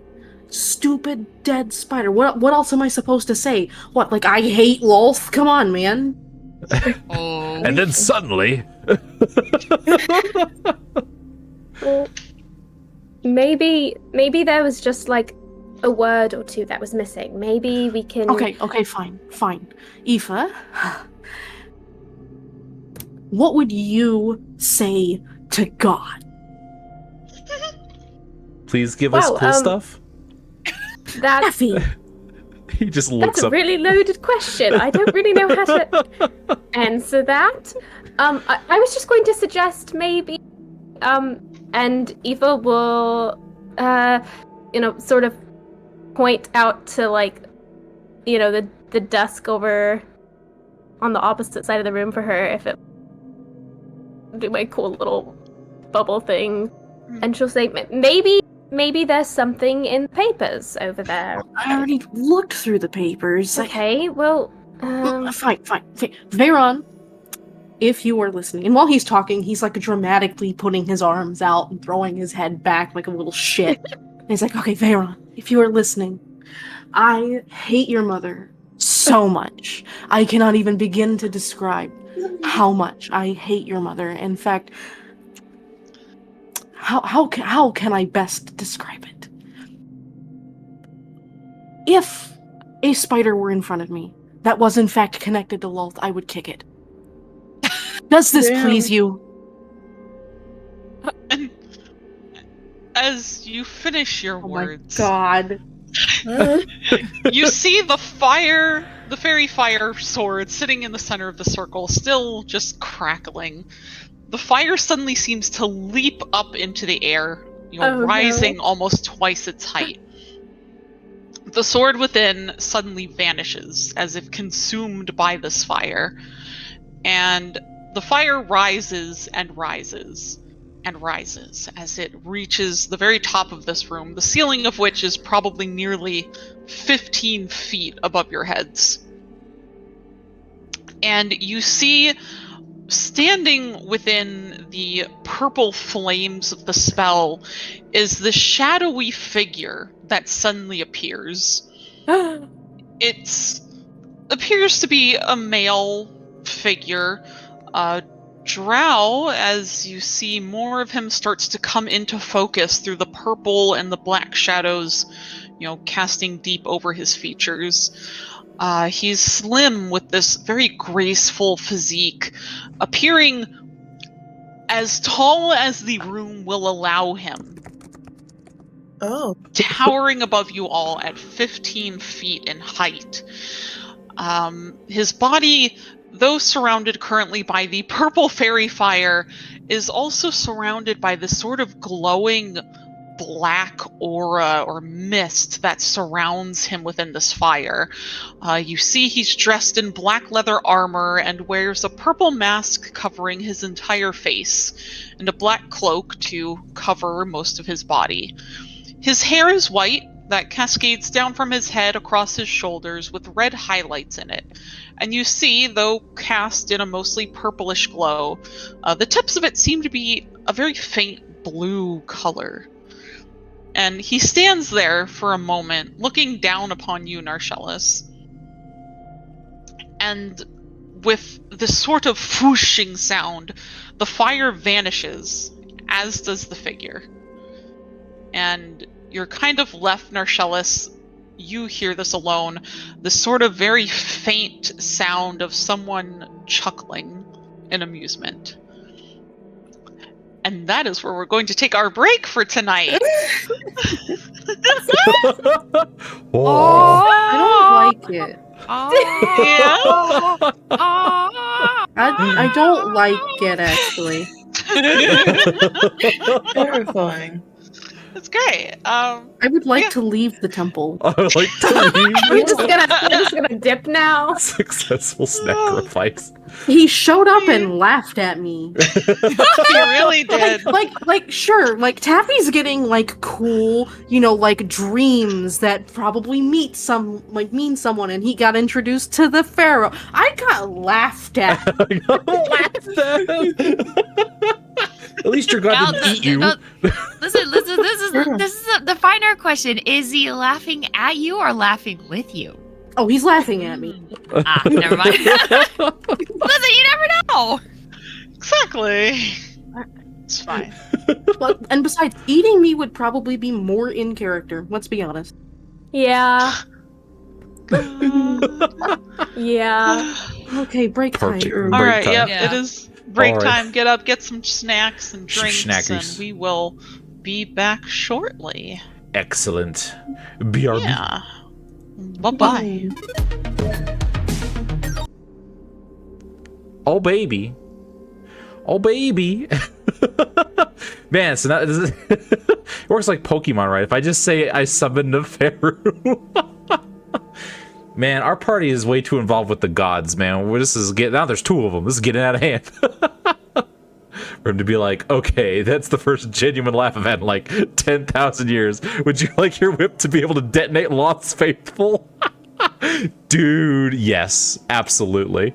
There you go. Are we playing religious misery poker now? Man, oh gosh, I need to know. Oh, man, I need to know if Ife, what gods Ife follows, or what gods. I don't know if we've asked Arca what gods Arca follows yet. Need to check that out. Now that apparently this is a thing we need to worry about now. This is a problem. Jeez, we have Loth possessing Narcellus, and then we have was it Pharaon? Was it Pharaon? I need to get his like name spelling. Laughing at Narcellus. We got Neferu, eating me and then attacking me with a snake. What's next? What's next? Big bird god is gonna come down and to wipe us all out. To sleep. Alrighty. Take it easy, Ifany. Thanks for stopping by. You stay safe out there in those Fey wilds. Heckers, yeah. Heckers, yeah.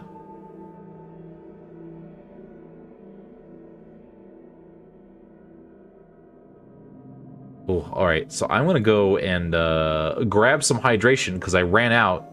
Because somebody redeemed it twice. And then I slurped the last of my water away. I need to go rehydrate. I will be right back.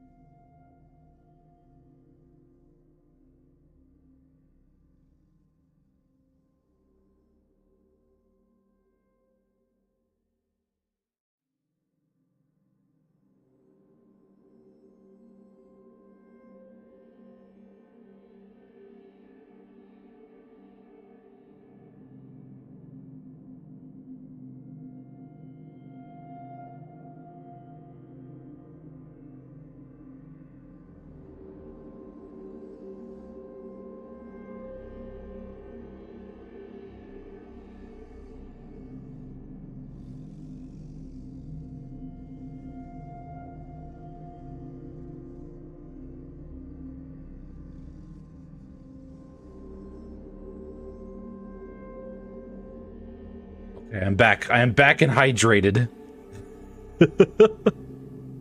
Twitch screws up chat and won't show redeems. Oh, won't? Dang. I need to get that fixed. Need to get that fixed.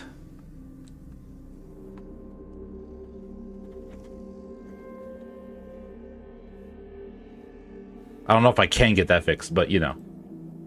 You know.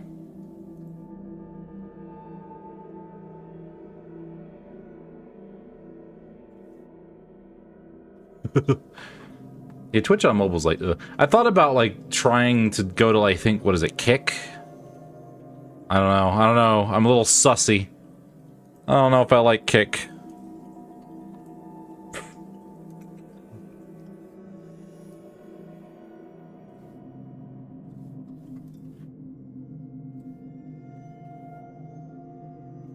Oh, it just screws up everything? Ooh.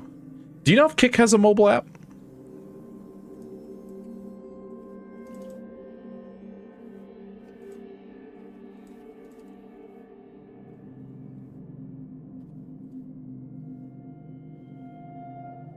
Because I know a lot of people, a couple of my viewers, a couple of you guys watch me on, like, mobile.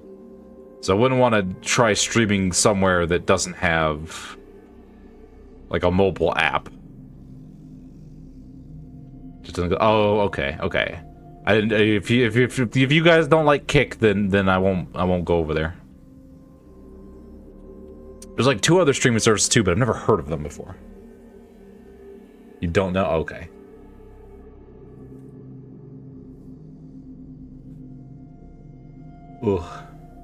Ugh.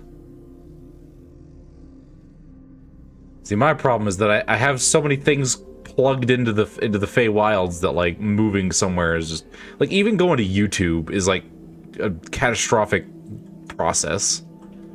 And it's like, why is it like this? Why does it gotta be this way?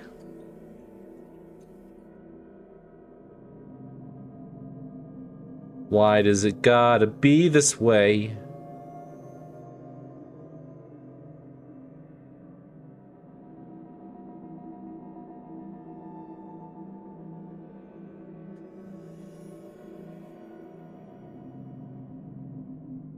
New thing, yeah.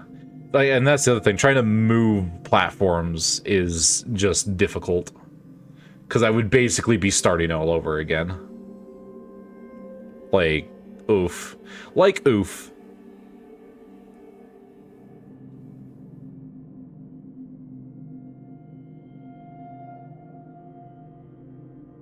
I have to build up all my followers again, and then it's like, okay, the best case scenario is I move to YouTube, but then all my streams are going to be slammed into one, which would be, well, I don't know, it depends. You don't typically want to mix your stream content with your long form content, your static content, because then it just muddles everything. If someone goes to my channel, they're gonna see a bunch of just garbage, and they're not gonna know where to start.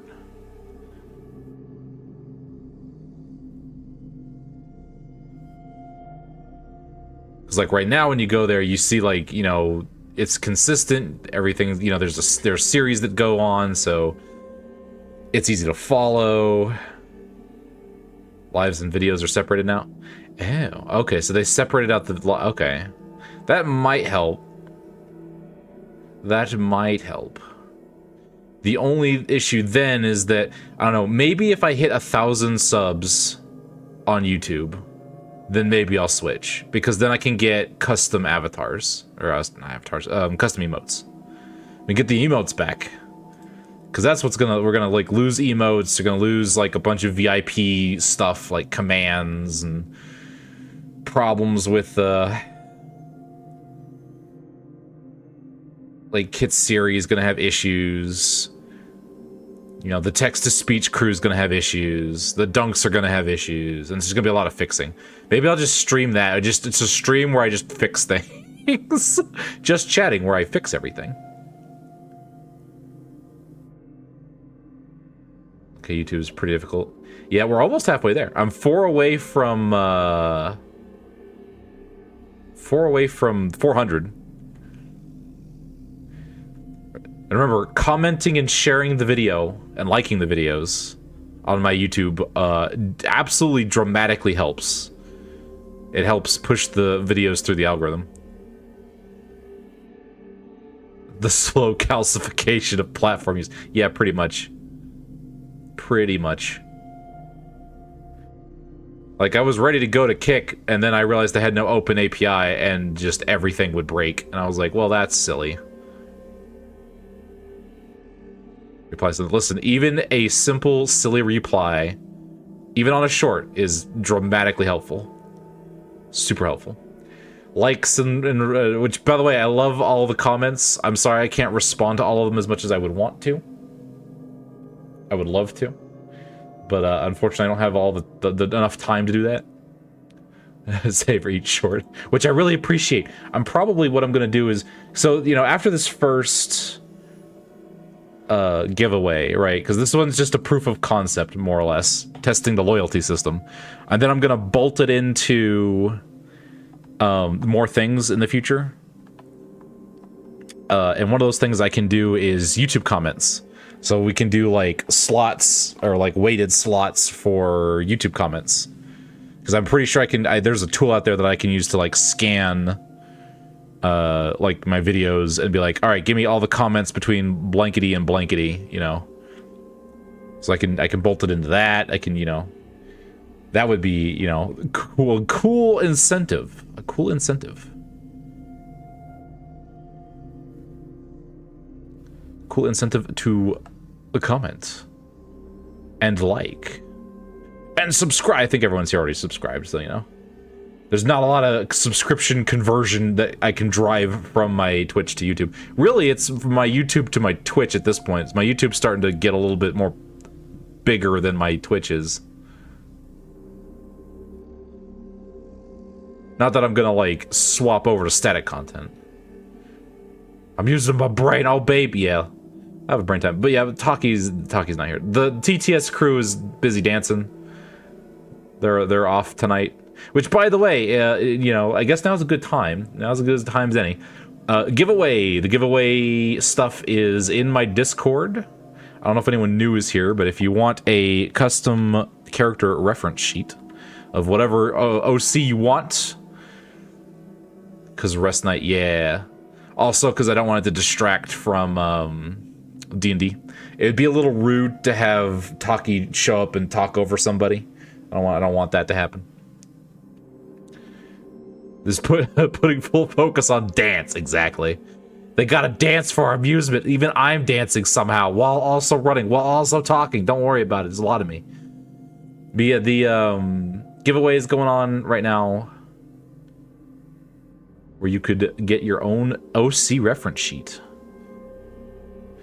And then if everything goes to plan, next giveaway, I haven't decided what I want to do for that just yet. And there, wait, reference sheet, how? It's in my Discord. My Discord in the announcements. The requirements for how to enter and how to qualify are in. I need to go and post the like gift subs are valid. Yeah, don't sleep on the announcement channel. Announcement channel is where all the goodie. I need to put a giveaway command. Okay, next month giveaway command.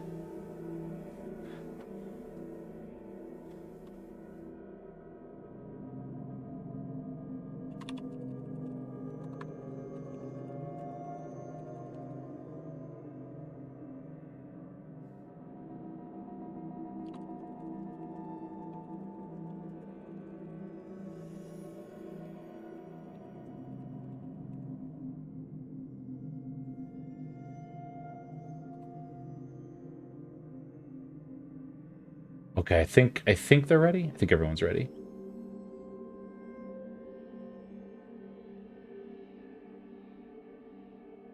Never mind? What do you mean, never mind?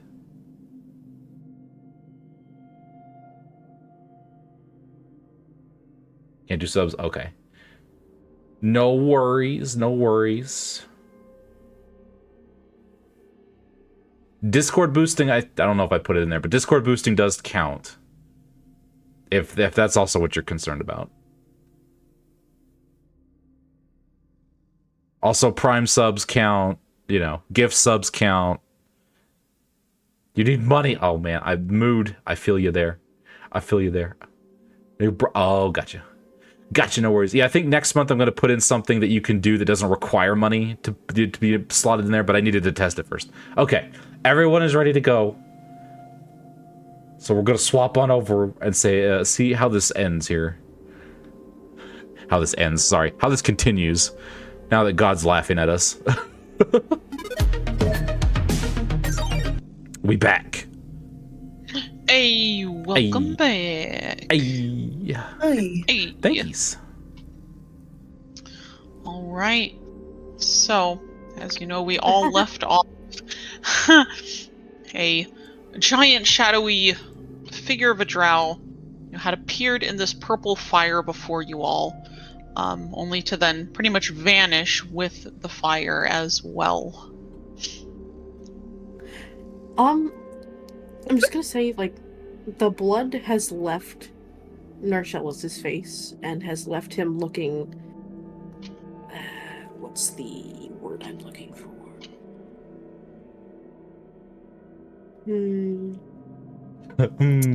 Ashen. Mm-hmm.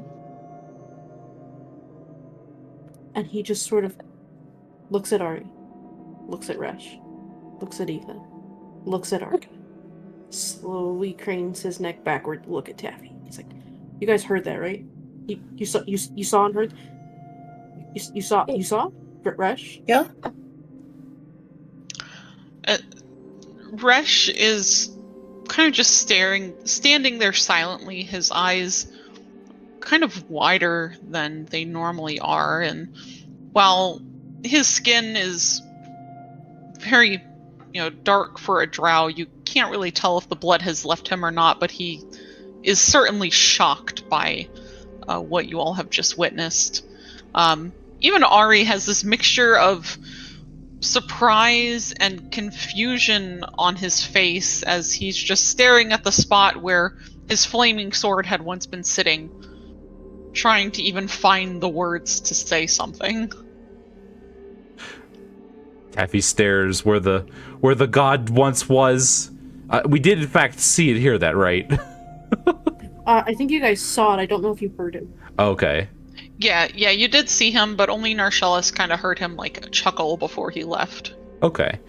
So, he's looking. Is there anything left where that fire once was? Not a thing. Okay. So he's looking at the circle, and then he looks up at the ceiling, and then he's like, was that him? Yeah. Do all gods work that way? No. And so, Taffy kind of sighs in relief. A little bit. It's a worried relief. Like, well, we're still alive, right? We're not dead. I don't think we are. Hey, Resh. Oh, sorry. Go ahead. No. Go ahead. Hey, Resh. Yes. I think you need to convert. Perhaps I do. Taffy suddenly perks up as though he just remembered something, and then just runs over here and kicks the spider. You kick it.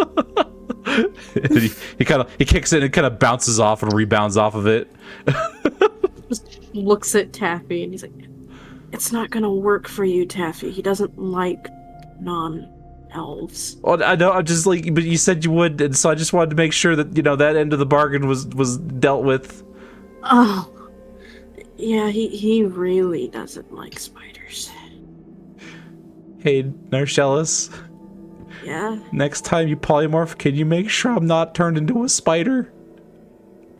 Yeah, no problem, Taffy. Thanks, buddy. Didn't actually think about that yet. So, onward, away, gone. Shall we go? Are we not? Are not going to talk about that? Talk about what? Talk. Ari. Wait. What? Ari, he laughed at me. I'd like to go. He laughed, He laughed at you? I didn't hear anything. None of you guys heard that? Likewise. No, I just No. saw it. It was just very, very tall and very, very bright, and then nothing. I assumed he didn't like us. You'd be dead. You'd be very dead.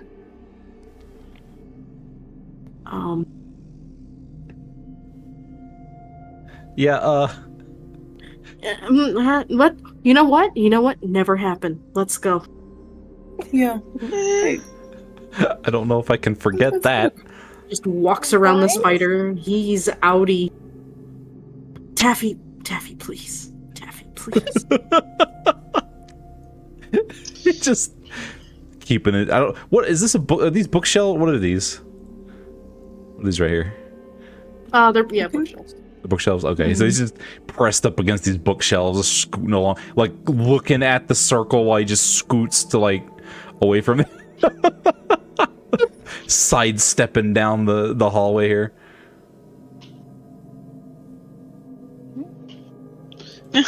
Yeah, we're all just gonna go. We're avoiding that circle. Yeah. Not gonna step in that circle. So yeah, Avoiding you our all. problems. Yeah, so you all Into the come corner. towards the back of the room, which is kind of an opening into a smaller room, kind of flanked by two stone gargoyles, that are just sort of staring straight ahead as you approach. And yeah, who would like to peek into the room? If anyone. I don't like that. Peek into the room. Do a little Okay, peeky. I'll do it. Do it all. Picks up Arca, throws him in. Do you just hold It's Arca fine, in there It's fine. like a metal detector? So Narcellus, you look into, or is it Arca? Who's in front We're of the door both- here? we're both You're right both here. kind of in front of it. All right, so Narcellus and Arca, you both look into this room, and for you, Arca, it's very hard to see anything more than maybe maybe 5 or 10 feet in front of you, as this room is pitch black. Narcellus, you are able to see without a problem thanks to your half-drow heritage. And you see, kind of looking into the room, the walls here are coated in spider webs, thanks to the one spider attempting to make its home in here. On one side of the wall, you see coated in these webs are a couple of chests, similar to the one Taffy had opened earlier. And in the other corner sits another chest, all sort of entangled in the spider's webs. In the far corner of the room, you see there are a few crates all kind of shoved together against one wall. Some of them broken open, others still sealed shut, covered in dust from what you can tell at this distance. And in the far corner of the room, despite there being really no light in here whatsoever, something colorful and shiny catches your attention. Ooh. Oh. And so Marcellus is going to kind of look around the room, and, like, eyes getting steadily wider, and then he's going to pause. And then he's going to put his body in front of the doorway. Mm-hmm. And he's going to look at everybody and he's going to go, "We shouldn't go in here." Why? Okay, Taffy, if I tell you why, you're going to calmly listen to me. He kind of scooches up a little bit further. Okay. You're going to calmly listen to me. There are many chests in here, and I see some gemstones on the floor.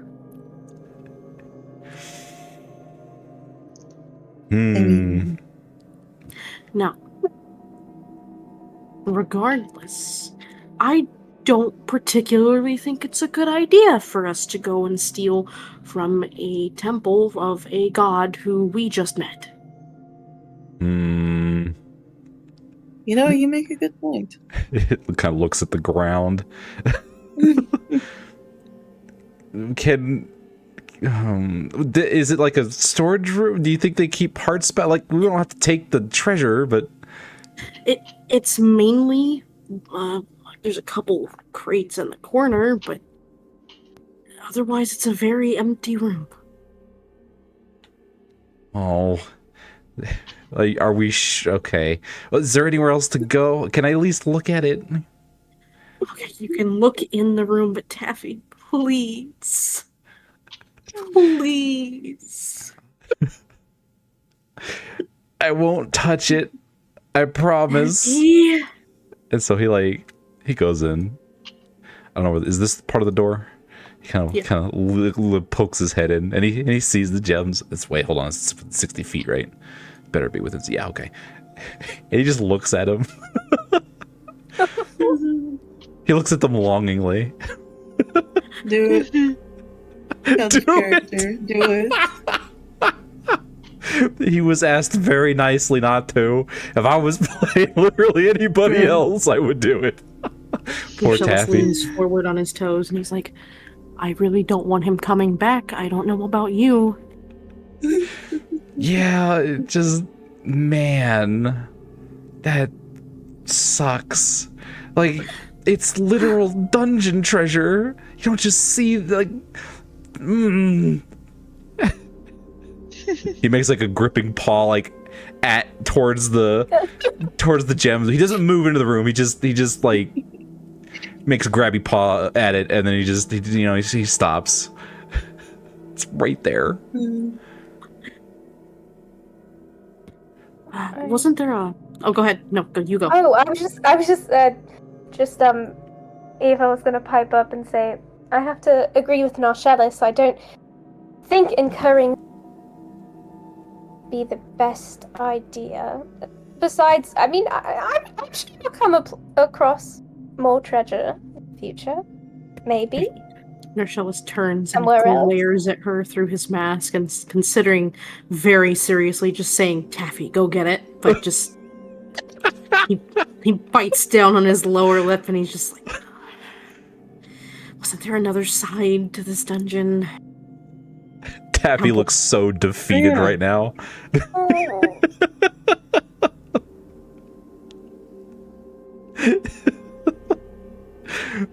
Taffy? Kind of snaps back to reality, slow turns around. Yeah. Come on. Okay. The next dungeon, though. Alright, listen, if the next dungeon isn't possessed by Alistray or Lolth, then yes, you can take whatever you like. Thank you. As he kind of glances back over his shoulder every now and again, but he just keeps walking this way. His tail's flicking all over the place. I was half expecting Arca to just run in. It's like, Taffy, no. Arca, like, you're so focused on Taffy, Arca's already over there, like, has armfuls of gems. Like, no, what now? Yeah. What were we not doing? God, Your yeah. objective, survive. Objective. Yeah, really. Everything else is off the table. It's just getting out of there with the gems. Mm-hmm. All right. So yeah, you all, group back up together, deciding to leave the treasure and that alone for right now. That hurts and my soul. And you head back into the main room that you first entered into in the temple. Of course, to your right through the large stone archway lies the largest room with the statues lining either side of it. And straight ahead of you is another stone door, currently sealed shut. Oh. Alright. Well, we've been into the altar room. Maybe we should just try going the other way. Yeah. Lead the way, oh wonderful bird man. I see. In case there's a trap, I'm the one who will get hit. Yeah. Naturally. I mean, if you're worried, I could always scout it ahead. I'm fine. Oh no, what And- else is gonna happen? We might get hit by a couple more worms. Yeah, but what if it's like And more spiders? I don't know if our friend above will decide to do us a solid a couple more times in here. Pretty sure it's our friend below. Oh, okay, friend below. Yeah, good point. Anyway, Arca's gonna try to open the door. Good point. Anyway, I open the door. All right. Yeah, you just walk right on up to it, and you reach out for the door kind of the same way you all have been doing before, and it begins to give the usual shuddering and rumbling as the old mechanisms of the temple will draw it downward. And as it does, and you peek into the room, Oh baby. the first Oh, I just said oh baby. the first thing you are greeted with is something you almost think to be a creature at first. The way that it stands and looms there in the doorway before you. You see it's humanoid in nature. Oh, I'll reveal it in a second. Oh, no, you're good, you're good. Oh, okay. You see it is humanoid in nature and covered in fur, of the sort of like tan beige color with darker brown hair kind of covering most of its head and a beard that goes to its scraggly chin. Sharp teeth are bared as you see it holds a spiked club in one hand and like a long sword in the other. And before it can growl at you, you hear a voice from off to the side say, Now, Vok, what do you have there? And you see, as the entire room is revealed before you, that you are no longer alone in this temple. Oh boy. Whoa. Oh. Hi. Uh-oh. That's not good. Very quickly, can Narshella step forward and put himself in front of Arca? Yeah, absolutely. You put yourself in front of him, and you'll see, looking into the room now, the creature before you is a bugbear. And the voice that had spoken comes from a masked figure standing off to the side upon a few steps that seem to lead up to another room. To your left, you see there's a large round table. Where's all my stuff here? You see it's a large round table covered in all manner of glass tubes and metal pipes and strange alchemical things that you see something is brewing as a couple of the larger what's the word I'm looking for? Not exactly beakers, but some of the larger containers.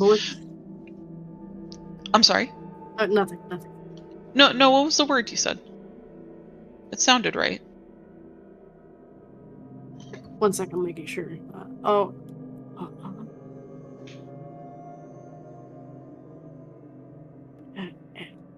on. Mm-hmm.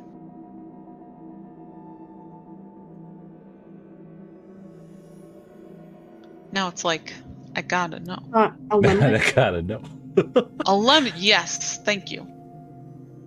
You see a couple of the alembics do have small fires running underneath them, as it appears the drow around the table had been perhaps attempting to figure out a use for the strange machinery here, amidst all the scattered notes that cover what's left of the tabletop. But yeah, you have stepped in front of Narshella's, kind of drawing their eyes Arca. to you now. Or Arca, I'm sorry. You have stepped in front of Arca. So what do you do? Okay, so I am still wearing my mask. Mm-hmm. So I am going to attempt 1 second, closing my journal. I'm going to attempt to act as fully drow as possible. Okay. And he's going to, like, square up his shoulders and tilt his head up and look at this bugbear before looking at which one of them had spoken. Could he tell? Yeah, it came from off to the right. So the only drow over there is one with a mask on currently. Okay. And he'll stand there and he'll just say having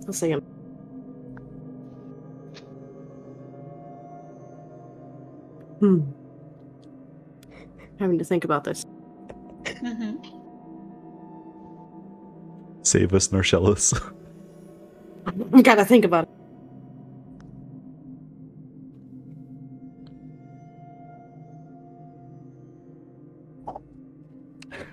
Okay. He will address this person silently, by putting his toes together and raising his heels, and like slamming them back down so it clicks, and like nodding his head.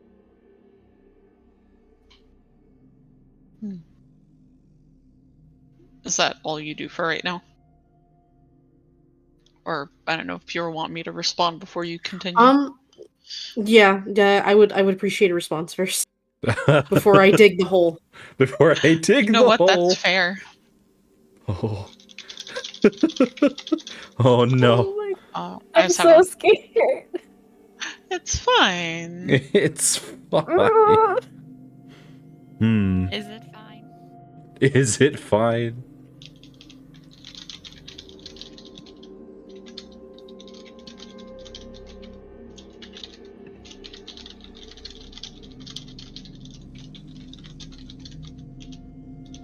What the DM is typing.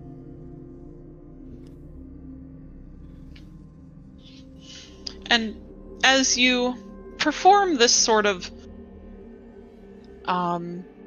signal to the drow standing there, he's silent for a moment before sort of raising his chin up slightly.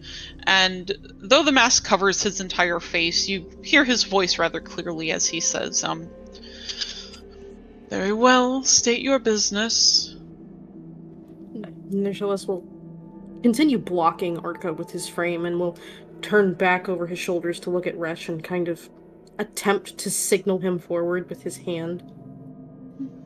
And Resh does silently, very quietly step forward, and performs kind of this. Or would he do like the same? He will perform the same salute. Yeah, salute that Narcellus did of raising himself up on the toes of his feet before slamming his heels back into the ground, holding his hands behind his back at the moment. And Narcellus will say, trying to deepen his voice a little and speak in as perfect high drow as he can. Actually, no, in perfect deep drow as he can. He'll say, forgive me, we did not mean to intrude. And he'll pause and look at Resh, and he'll say, Sire and I had brought our slaves to scout out this region after the earthquake. We were not expecting to run into company. He is absolutely attempting to mimic Resh's voice. And this is all in drow, right? This is in deep drow, yeah. In Deep deep drow, drow, okay, yeah. okay. So unfortunately, it is not something the party Yeah. can hear. I don't think there's even anything.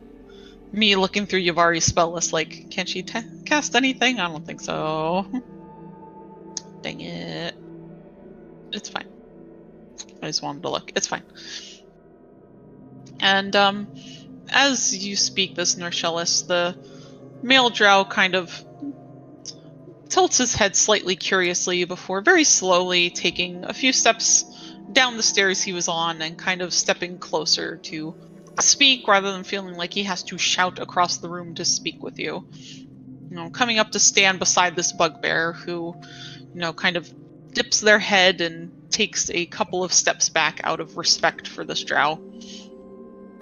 Quickly, Narcellus will turn towards the rest of the party and in common say in a very unkind voice, just, "What are you all waiting for? Get down." Taffy is okay. So Taffy looks at Narcellus, is a little taken aback at it a second. Then he looks at the other drow and he's like, oh, and then he immediately goes into a like on both knees and puts his hands very carefully on his lap and he bows his head and looks just straight at the floor. He doesn't say a thing.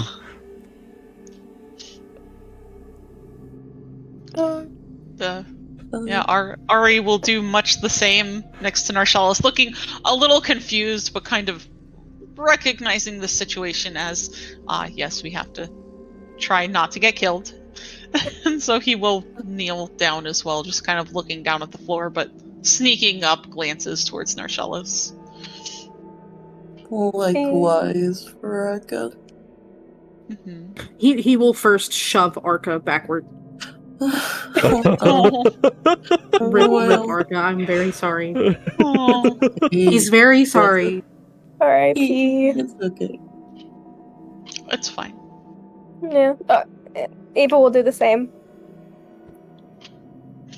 And he'll turn to look back at these two people and he'll say, "If I may ask, to whom do we have the advantage of speaking to?" And you'll see the male drow kind of seems to be eyeing both you and Resh, though you can only barely see the crimson eyes behind his mask. You can definitely have the feeling he's kind of sizing you up at the moment. Also, roll a deception check for me, by the way. Oh boy! Yeah, I know. Where's the bard? I'm right here. Right here. We need you to bust. Give you bardic inspiration. Just Kool-Aid Man through the wall. Jesus Christ! That was great. He's still good at lying. Okay. What's happening, everybody? Oh no! And as you say these words to the drow from before, kind of, trying to put on this act, even the rest of you, Aoife, Arca, and Taffy, you all seem to be a little shocked at just how smoothly Narcellus is able to sort of, what's the word? Transition into his usual self to something that's very stern, very strict, and very, very drow-like, I suppose, as he tries to kind of match the energy of the other drow in the room. And the male drow who spoke will sort of take a moment to think over his question before he'll say, I am Ziska, patron of House Zauri. He definitely didn't forget it. I almost forgot it. Ziska of patron of House Zauri. And then he'll kind of look back towards the table where you see there are two female drow currently standing, along with one other male drow. And he will kind of motion to them all as they seem rather uninterested in addressing any of you at the moment, yourself included, Narcellus. And he will say, this is Chesva of House Zauri, shit. Hold on one second, I'm so sorry. The shit. The shit. Oh shit. How sorry. Yeah, basically. So he'll motion to the drow woman farthest from him, who stands at the opposite side of the table.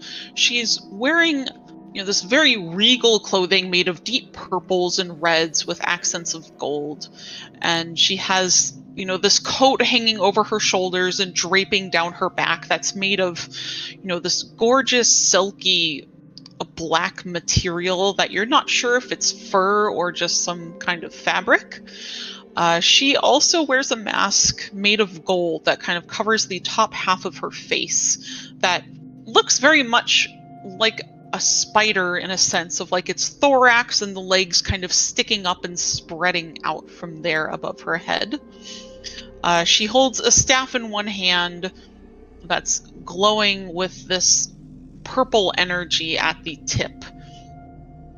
And he will say, you have the honor to be standing before Chesva of House Zauri, second daughter of our matron, as well as Shalivre, her younger sister, and Zuzrak of House Zauri, first boy of Shalivre, and mage for our house.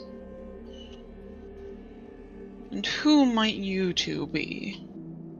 And nervously looking toward Resh's stoles, Narshellis will say,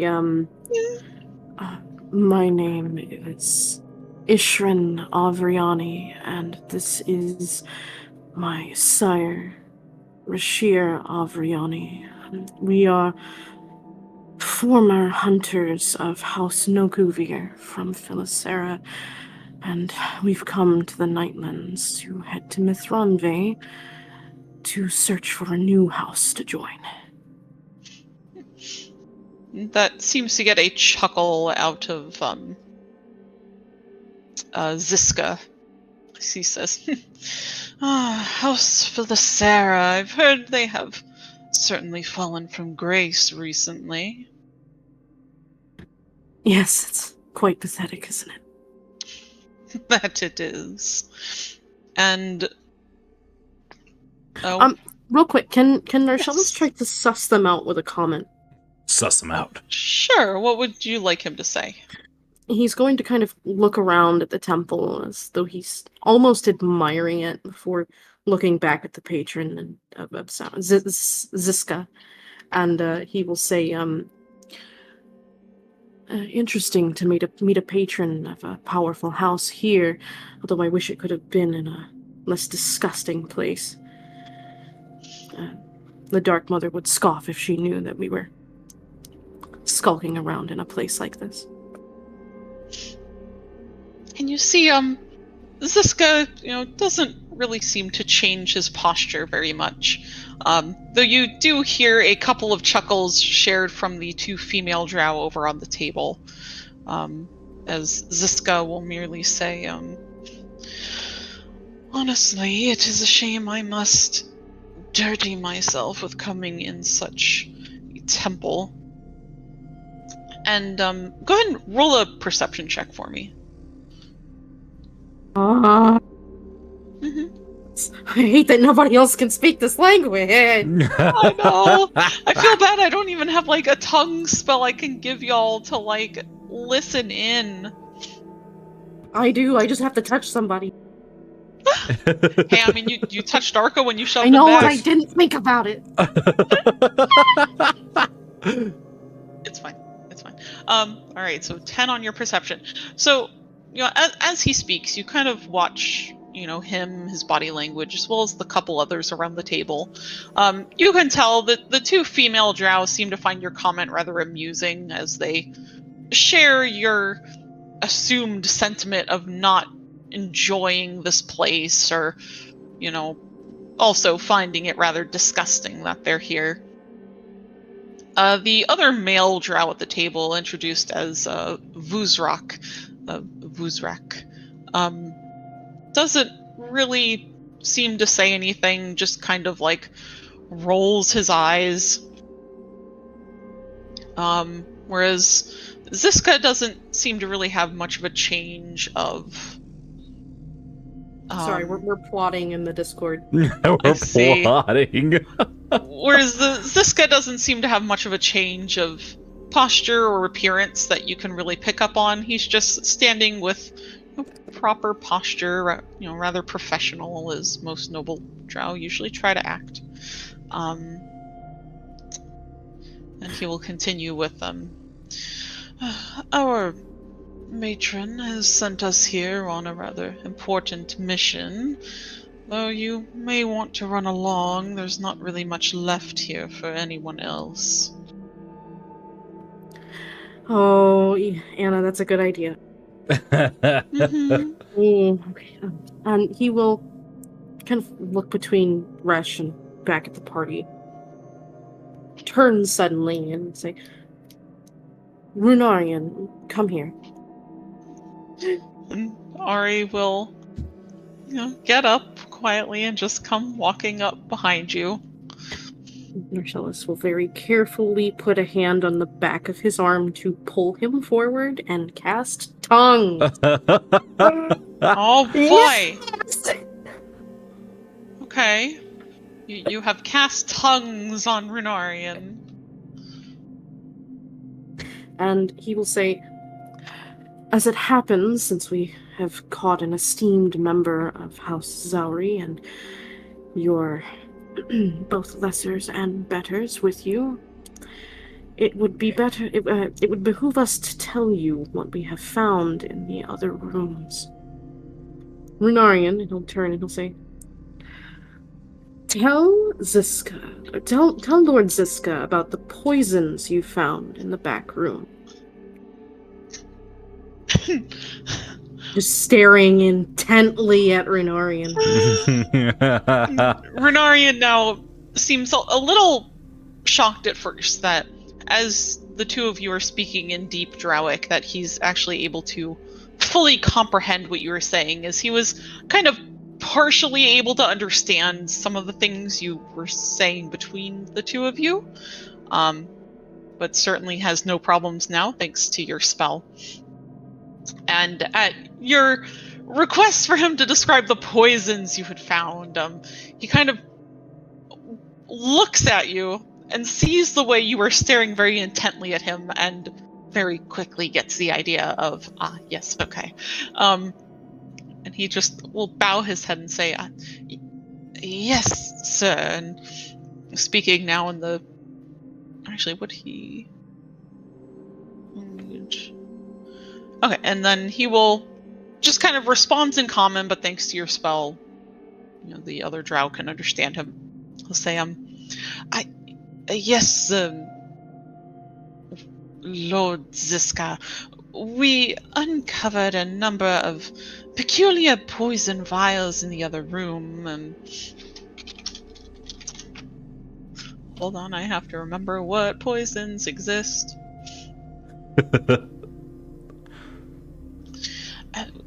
We believe them to have been made by previous members of previous followers of House Veron, who perhaps had used this temple at one point. While, of course, they would be better suited perhaps being used against his followers rather than sitting here gathering dust. I mean... That's enough. He stops and bows his head and... Oh god, I feel like this isn't gonna work. I've got my fucking character sheet. He's going to look at this guy in front of him, Ziska, and he's going to say, as it happens, there was also a peculiar image that showed itself in the other room. Perhaps you would allow us to show you, Lord Ziska. And at that, the one thing that Resh has taught him, I want him to flash the Shadowed Society sign. Okay.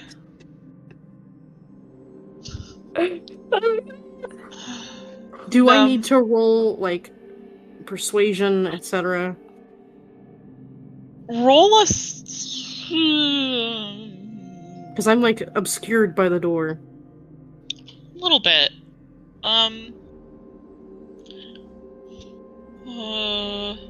God.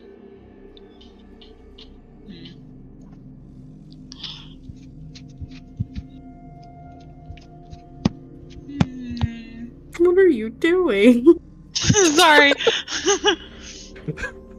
Plotting our imminent demise. What? Plotting our imminent demise. Yeah, basically. No.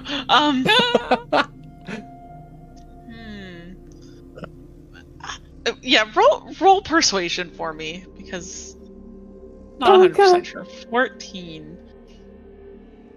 That's not bad. That isn't bad. That actually isn't bad. So you flash the symbol towards him that one of the few things you've learned from Resh and about the secret society, and he stands there staring at you for a very long moment, and sort of turns his head to look back towards the others at the table, and you see the priestess at the far end just seems to roll her shoulders as she says to him in high drow, do whatever you want, Ziska. I highly doubt there's any more trouble in this vault. I really don't understand why you insisted on coming. And Ziska will just kind of... You see his shoulders slouch slightly as he perhaps sighs. And he looks back at you and says, very well. What did he say? Ishrin? Ishrin.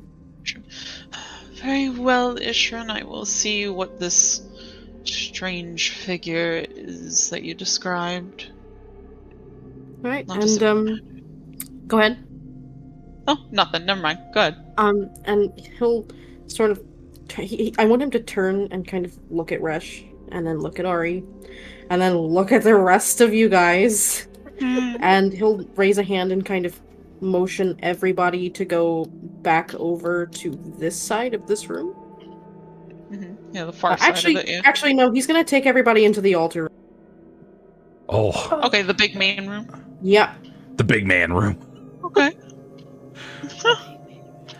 Taffy All moves right. very carefully and very precisely, Yeah, making sure to stay behind anyone of drow nature.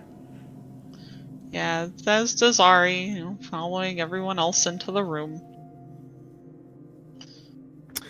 Actually, can Nershalas look at Taffy and kind of gesture at the door, and then point to his eyes? Okay, out of character, are you trying to get me to stealth? He's trying to communicate to watch the door. Okay, perfect. He will then, Taffy will slowly sort of hang back. Arca, are you there? Oh, whoa. Oh no, Arca. Rana? Nana? Uh-oh. Yeah? Uh-oh. You good? Yeah. Hi. Yeah, I'm good. Oh boy. Sorry. Hi. Hi. Hi, buddy. Hi. Just making sure. Okay. Sorry. It's good. Are you okay? Yes. A little Okay. tired. Just... I'm sorry. It's okay, it's okay.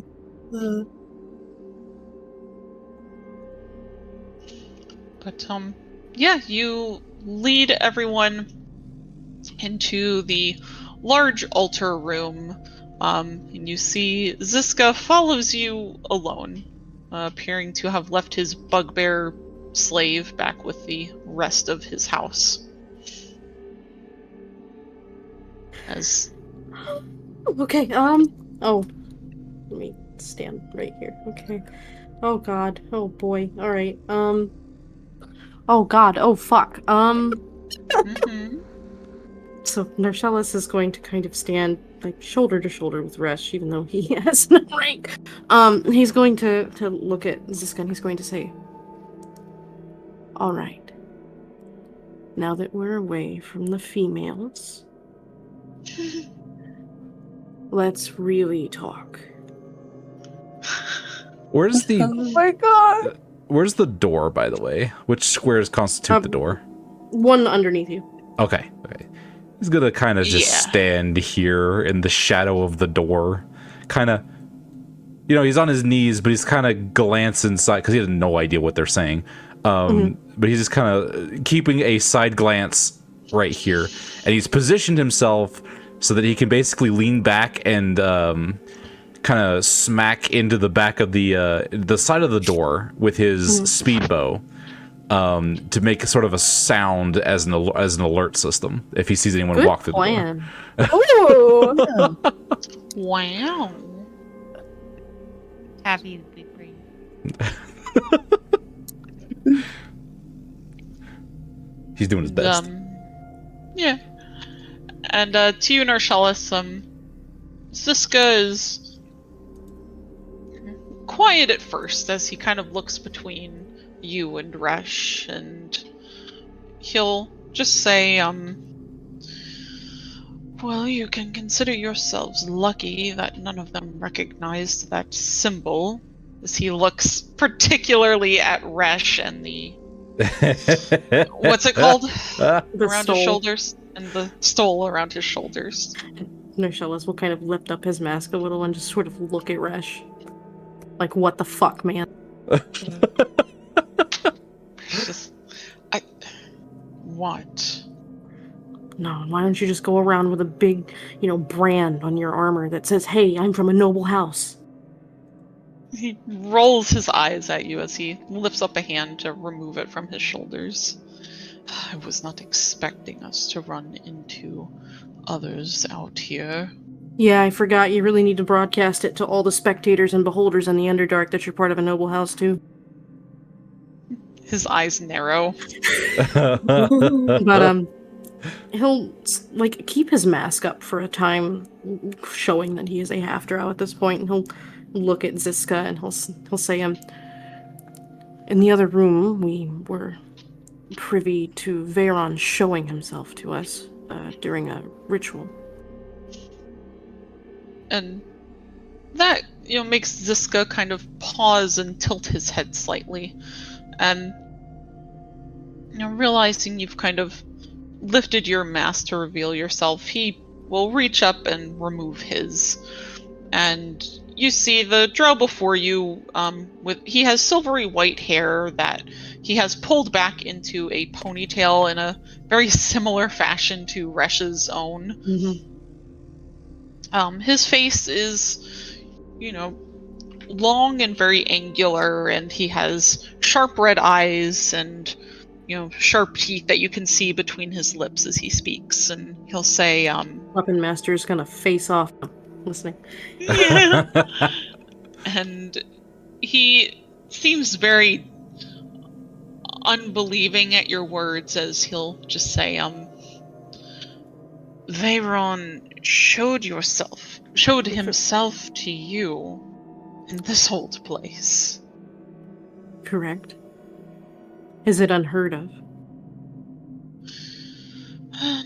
Not entirely, I guess. This place has been in misuse for so long, I'm surprised he still cares. Regardless, we're trying to get into the altar room, and I think that we think that we've figured out the riddle to get in. So, I have a question to ask you, Lord Ziska. And what would that be? There's one thing that I know about drow, having been raised in House Nokuvir in the Underdark, and that's how much they love stabbing each other in the back. So, how would you feel about being 2 females short of your party?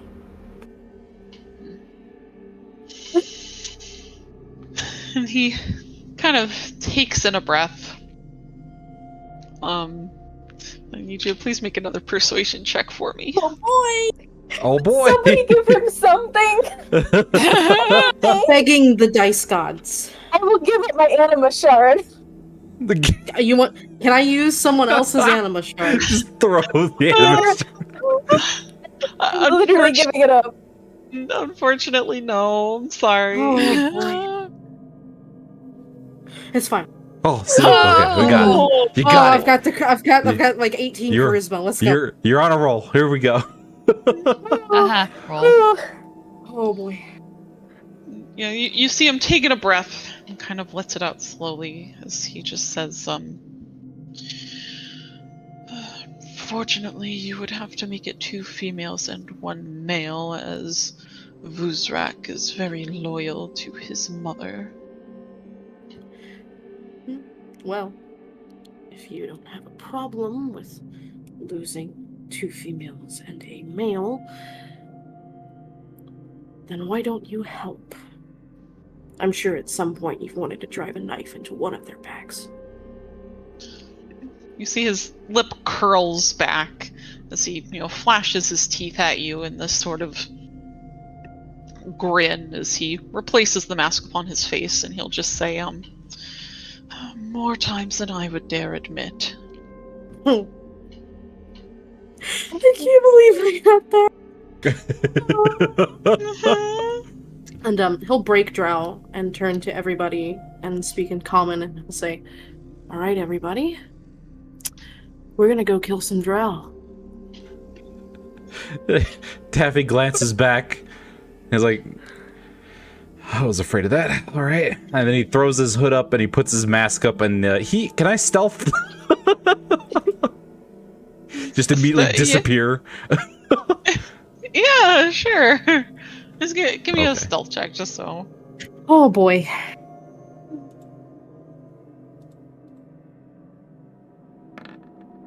Ooh. Nice. Mershellis has a question. Mm-hmm. So, looking at Ziska, I want him to ask one question. Lord Ziska, who is the bugbear loyal to? The bugbear Vok is loyal to me. He is my slave. Alright. Don't touch the bugbear. Everyone else is fair game. Oh, Jesus. Understood. Presses himself up against the door frame as best he can, and he's gonna wait for everyone else to, pulls out his bow, kind of getting ready, but he'll let someone else take point before he rounds that corner. Mershellis will very briefly look at Resh with an almost giddy expression, with his mask still up, and he'll just be like, "Hey, I might actually get to do it." You see Resh is very faintly kind of smiling at you as he just simply says, perhaps you shall. Is it time? Oh, it might be. He'll just look back at everybody and be like, "If you don't mind, I'd like one of the kills to be mine. It's been a long time coming." He just hears Ziska quietly say, "You haven't killed anyone yet." Okay, look, You've probably been to Felicera. You know what it's like. I'm a half drow. I don't get out a lot. Okay. Interesting. And Ziska will just kind of leave the room at that point. It's just like, oh, God. Wow. Well, that was humiliating. That's great. And Mershellis will just sort of slip his mask back down, and actually, no. He's gonna leave it up.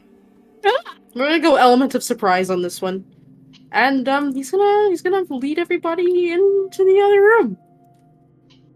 Oh my Nice. god. Oh, I boy. can't believe. All right, I'm gonna wait for everyone else to move before I move Taffy. Do what, Anna? Oh, wait. So since out of character, but are we going to get any sort of surprise? Like, are we going to get a surprise round on them? That's a good question. I guess it's gonna depend on how you do it. Okay. I guess, because if you just go in there guns blazing, probably not. But I mean, if you maybe walk in there and then get the jump on them, and then attack, then maybe, yeah.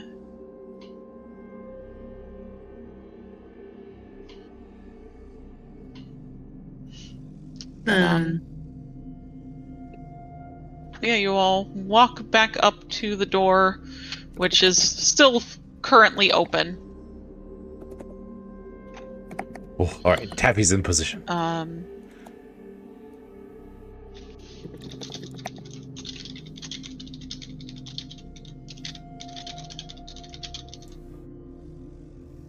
Oh.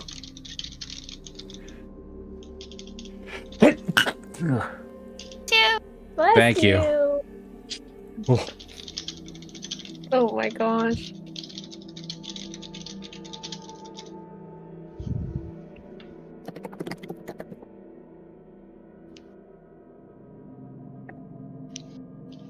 One second.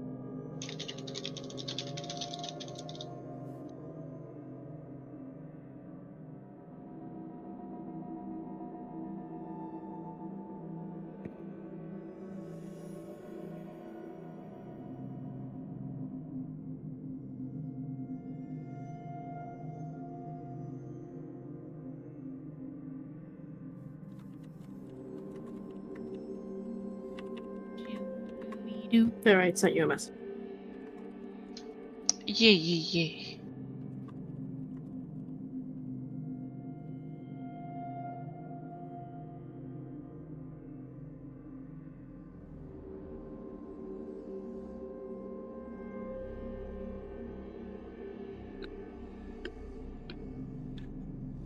Yeah. I'm waiting.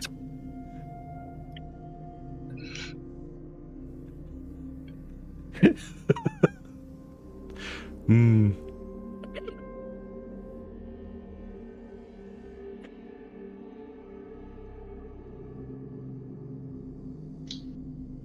Okay. Sorry about that. Alright, You so good?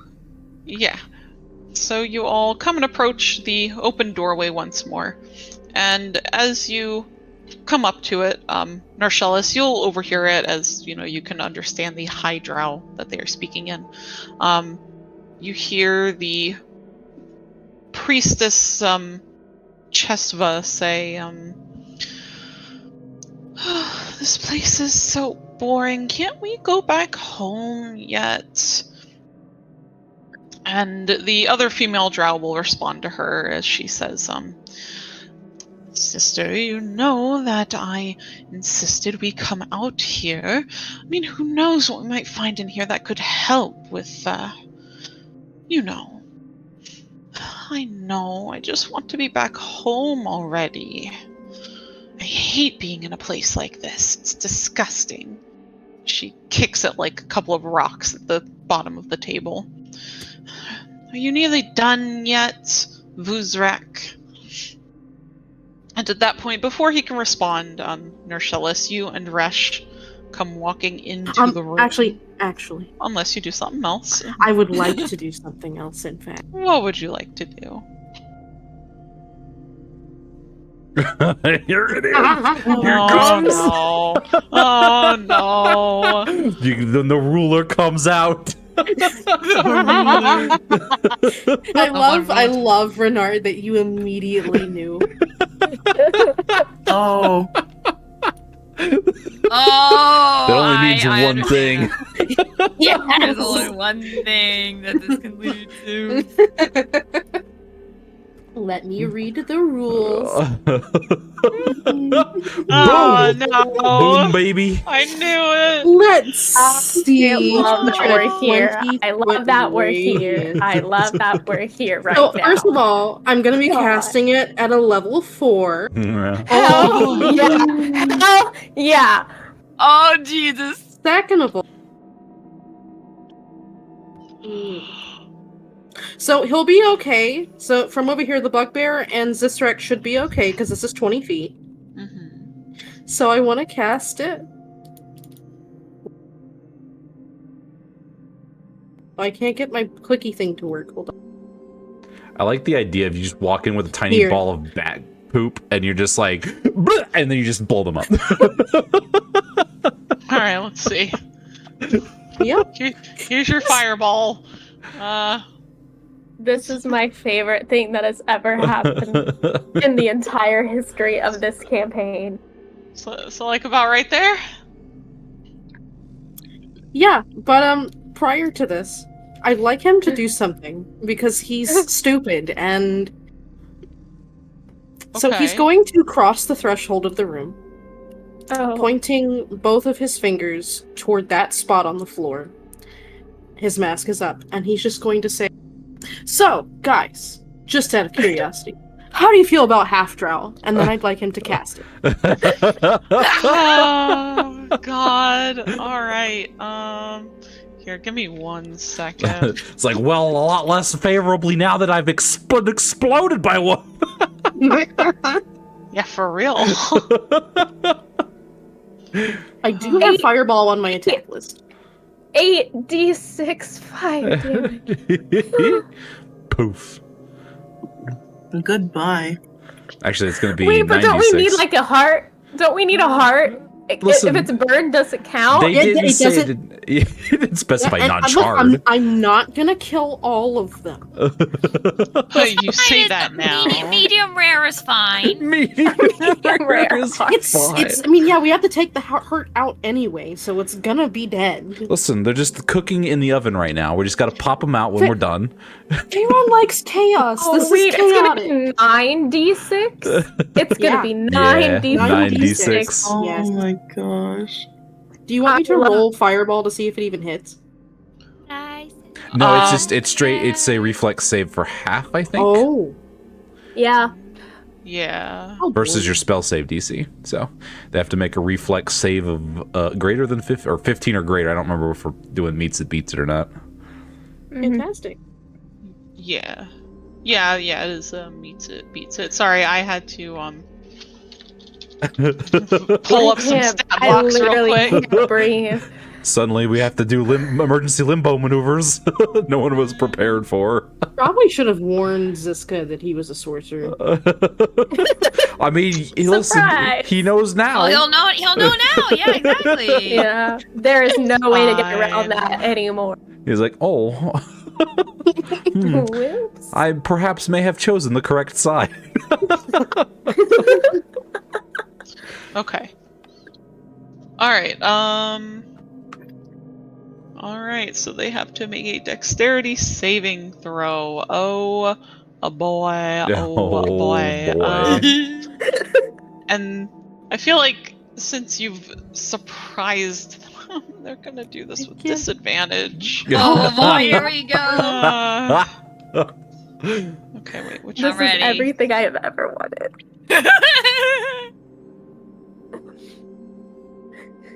Okay, so let's see what's that do. Let's see. Okay, here, hold on 1 second. Got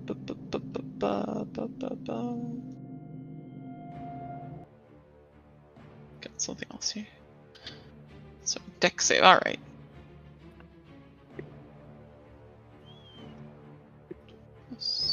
Can't wait to tell the girlfriend about this one later. Let's see. So she fails.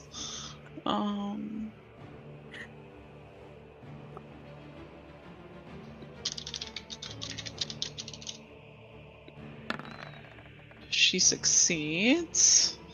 And Now, is this with disadvantage? shoot. That's true. Oh, Let me do this again. For Thank you. You. That's for the first one. You're welcome. Yeah, she still fails. Yeah. She definitely fails. Let's see. that's one. Yeah, that one. That girl succeeds anyways. Let's see. What are you?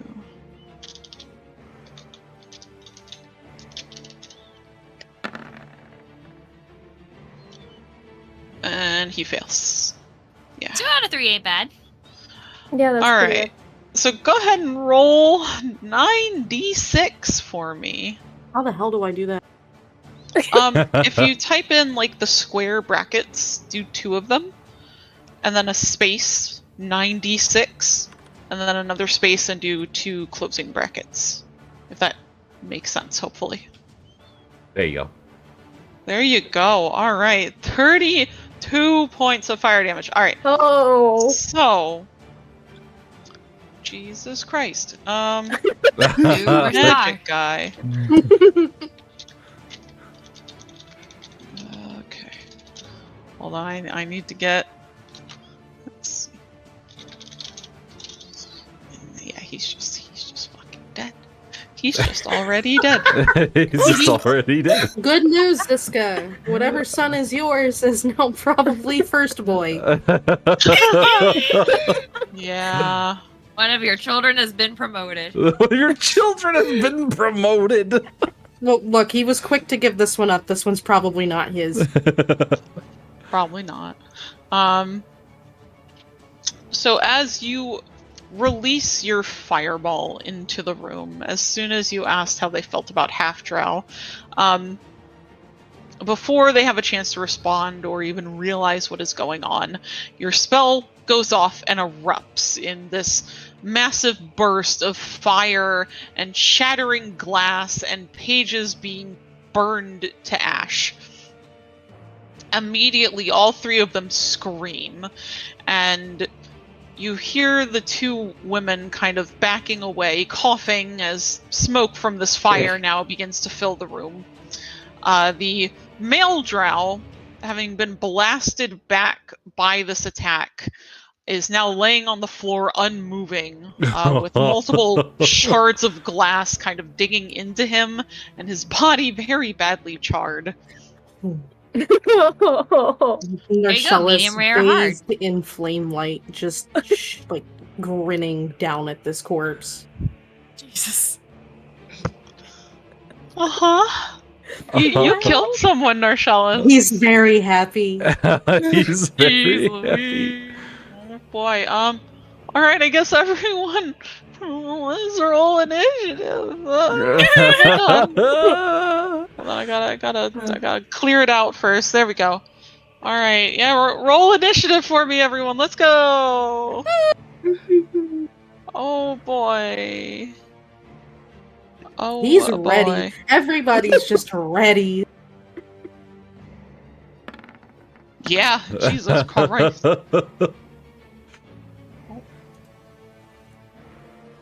Barbo did a little spooking of Chaffee got blinded a little bit. His night vision went off. It's like, my eyeballs.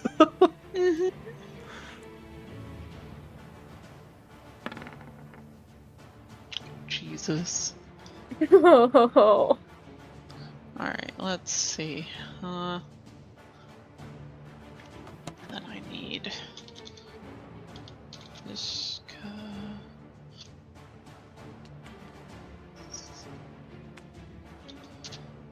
There's going to be. Sorry, I have to like. And just.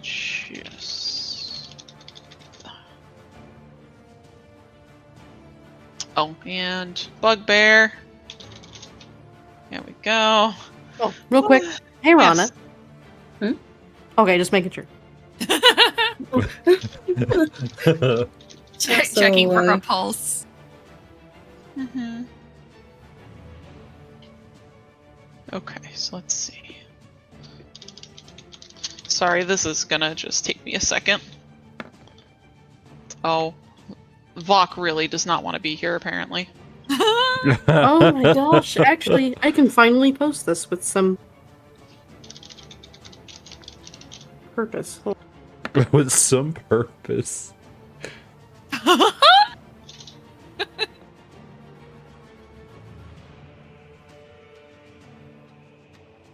Oh my god.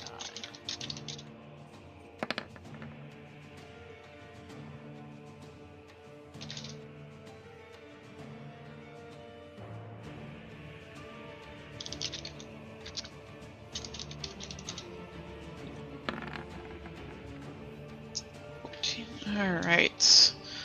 Oh boy, alright, let's see. Who the hell is going first here?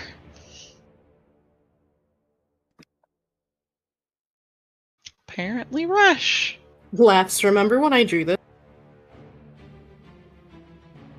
Oh. Yeah, it came true. Mm-hmm. It really did. Nice. Gotta be Flamio. The prophecy foretold. The prophecy foretold. Alright. So I have Resh and Runarian up first here with Narshella shortly after.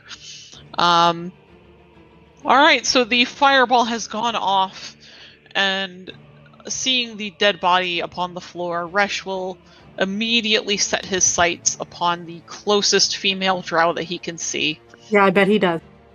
Yep, and he runs forward. He's just gonna go for it. I wish I could take your poison away, buddy. Yeah, it's okay. He will try his best. Ah! It's fine. It's fine. It's 21 still hits. Perfectly Jeepers. fine. Yeah, for real. He's out for blood right now. Take out your frustration. Take out your frustration. 15 does not hit. So you see Resh rushes in shortly after Narshellis' spell goes off and lunges for the nearest female drow, who happens to be Shalivre. And he swipes her with one scimitar, catches her on the arm, drawing blood out of the burn marks and scorched armor that still covers her, for 9 points of slashing damage. And as he goes for his second attack, she just manages to kind of slip out of the way to avoid further damage. And I'm going to say that's going to be it for Resh at the moment. She's just prolonging the inevitable. It's fine. Let's see.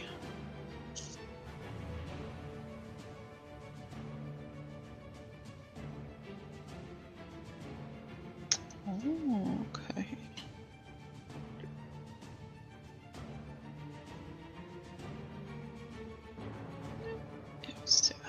Yes, like get around the table. All right. So with Runarian, yeah, makes sense. Okay. He's also going to come bolting in with his glaive in hand still. And he is going to run up here to the female drow beside Resh, intent on helping in some way, yet feeling a little bad about it, but understands that this has to be done. As a bonus action, as he's running into the room, he casts Zephyr Strike. And you see there's kind of this greenish glow that begins to emanate around his weapon as the wind kind of carries after him as he moves. And he is going to roll to attack Shalivre. Where did I just put his character sheet? Here we go. And now he gets to attack with advantage, thanks to his spell. Hey. For a 24, that is going to hit. For 6 slashing damage. It's fine. It's fine. So you see he comes darting into the room, glaive swinging as he strikes at Shalivre for a hit. But then he doesn't stay where he is and instead bolts further into the room, directly for the priestess. Go fast, speedy little boy. He really, really is. Because thankfully, Zephyr Strike, he can move without provoking opportunity attacks, so Woo! Shalivre can't do shit. And since he gets extra attack, he's going to attack again. This time on the priestess. Without advantage. For a 20. Does that hit? Yeah, it do. Oh boy. Let's go. That's Whoa! better. That's much better. Yeah, that's better this time. Yeah, so you see he darts in, gets one attack, and spins around as he dances around Shalivre, attempting to attack him back, as he goes right for the High Priestess, and slices her as well, as she's still reeling from the burn marks left by the fireball spell. He has a flame weapon, that's awful. He does, not currently on fire, but probably will be shortly. It's fine. And that will end Ari's turn. So Narcellis, you are up with Aoife up next. More fireball. He's having so much fun. I bet.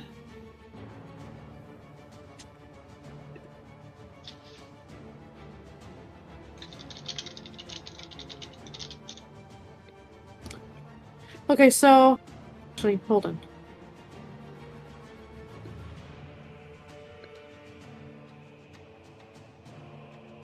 He's gonna move here. Okay. And we're gonna use the whip. Nice. Wapow. Yeah. I think that hits. Well, yeah. Holy shit. And Yeah, it does. That you keep Another getting. correct. He's literally Narcellis is fire. done, guys. But He's everyone's done. just we're popping off tonight. really He's is. having way too much fun. Bardic He inspiration. really Ooh, you don't is. even need her. I You should just- be kind of concerned. You just stab right Yeah. through the heart and then just pierce it and then pull it right out with your whip. Look, there you go. You got the So- heart. So Narcellis, how do you do this?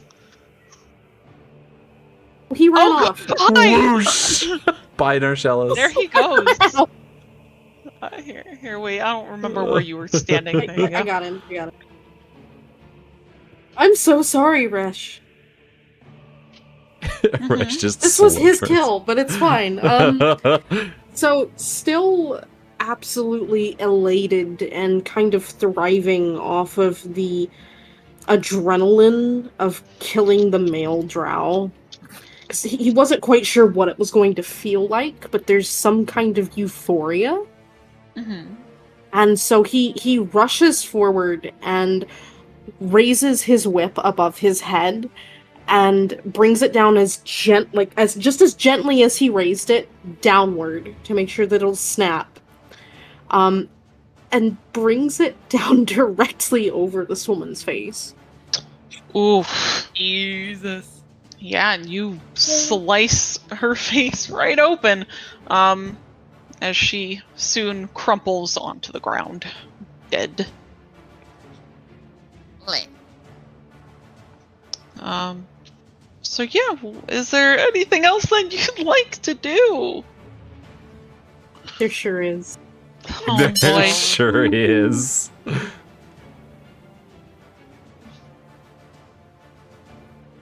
Oh wait, there's Let's see. I'm gonna use it as a bonus action. Mhm. Let's cast Wrathful Smite.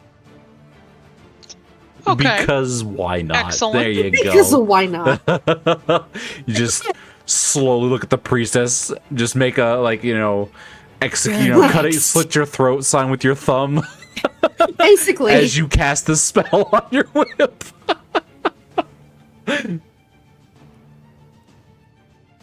All right. Yeah, you cast Wrathful Smite. Is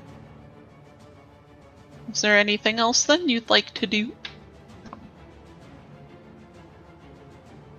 Yeah, I've still got 10 feet of movement. Uh huh. 5, 10. Nice.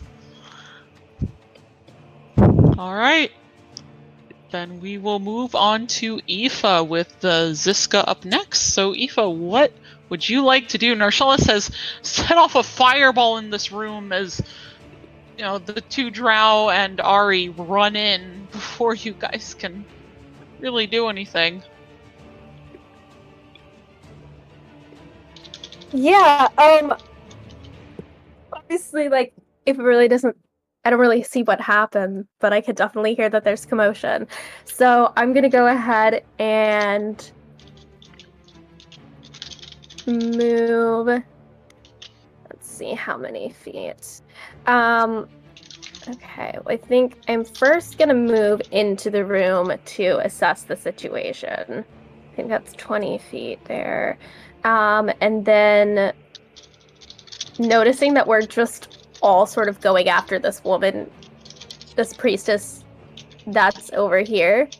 I just have to double check and make sure I have meant to get over there. Mhm. Dun-dun-dun.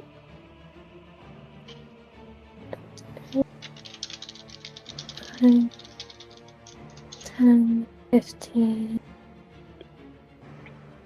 20, 25. Okay. Don't think there's any way without like vaulting over the table. Mhm. Do I want to vault over the table? It'd be cool. Yeah. 'Cause then I could get there if I could vault over the table. Because I have Mhm. 20. What do I have? 45 feet of movement? Okay. Monk Gosh, you speed. have so much, yeah. Freaking Okay, monks. can I vault over this table and try and vault over this table and get over here? Give me. Oh, I don't even know what that should be. That sounds like ac- athletics. yeah, there, like, yeah. nice. Give me an athletics check Oh god, because it doesn't have to be athletics. because this table is covered in burning pages and broken You know what's glass so fair? and liquid that has spilled all over if it has not been Okay, incinerated. then I am going to go ahead and blow my anima shard on this. Because I have, like, if you had said acrobatics, that would have been great, because I have a +7. Oh, fuck. Okay. I need the dice gods to just help me here, please. Okay, we're gonna do this. Oh.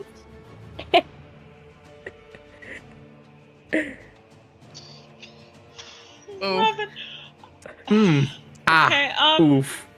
you run up to the table, wanting to get over as close as possible. And where are you looking to land? Okay, so I'm trying to land, like, over in this vicinity. So I think my farthest reach would be this square, or this square, I guess.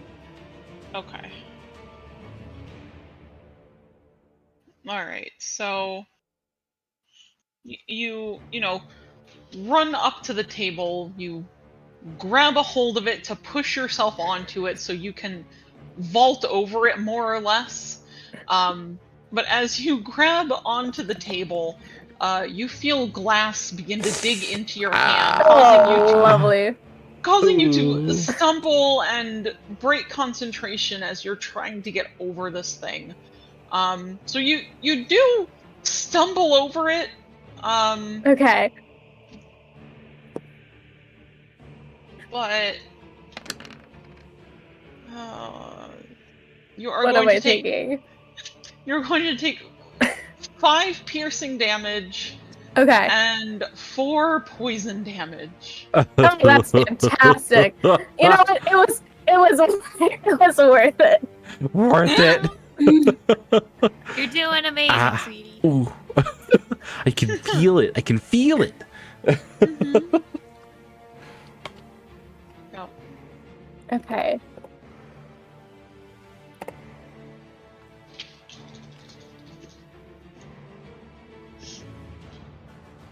Is there anything else then you'd like to do? I think I think we're fine right now. I think we're good. I think Eva's All right. just trying to pick her ego up off the floor. You know what? So fair, bestie. All right, so as you kind of take a moment to gather yourself, as you get to the other side of the table, you see as you do, Ziska comes kind of skirting around you over to the backside of the priestess, and he is going to make an attack. Let's see.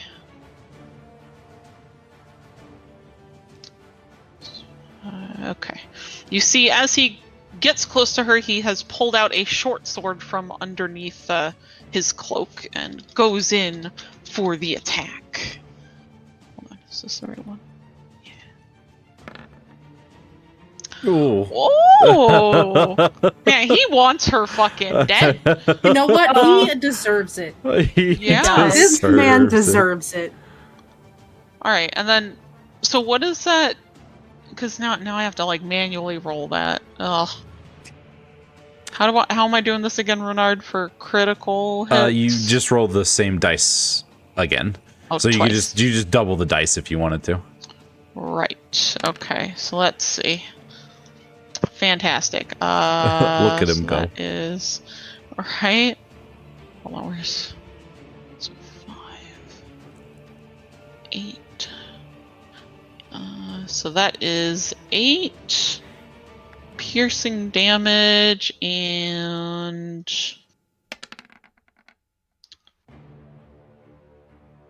2 poison damage. 10 damage altogether. As you see, he goes up with his short sword and manages to get an attack on her from behind before she's able to turn around and defend herself. As he'll say, I've always wanted to do that. Now it is Chesva's turn. Seeing that she is surrounded, the spellcaster will call upon her own anima as you see her staff begin to glow with a brighter power.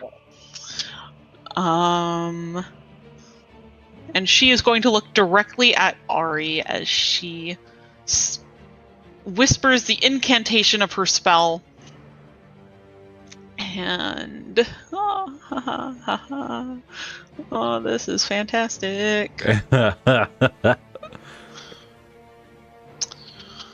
Oh, let's see, Ari. Jesus Christ! Go, Ari. Yeah, he's I like, love him. no, your spell Does that mean has. it goes back on her? And you see as she casts the spell, her anima that was kind of emanating from the staff, this pinkish purplish color, like spills out of it like this mist as it attempts to wrap around Runarian. But he's very quick to kind of dismiss it and break it apart without falling victim to her spell. Hissing in frustration, she will instead reach out to swipe at him with her staff instead. For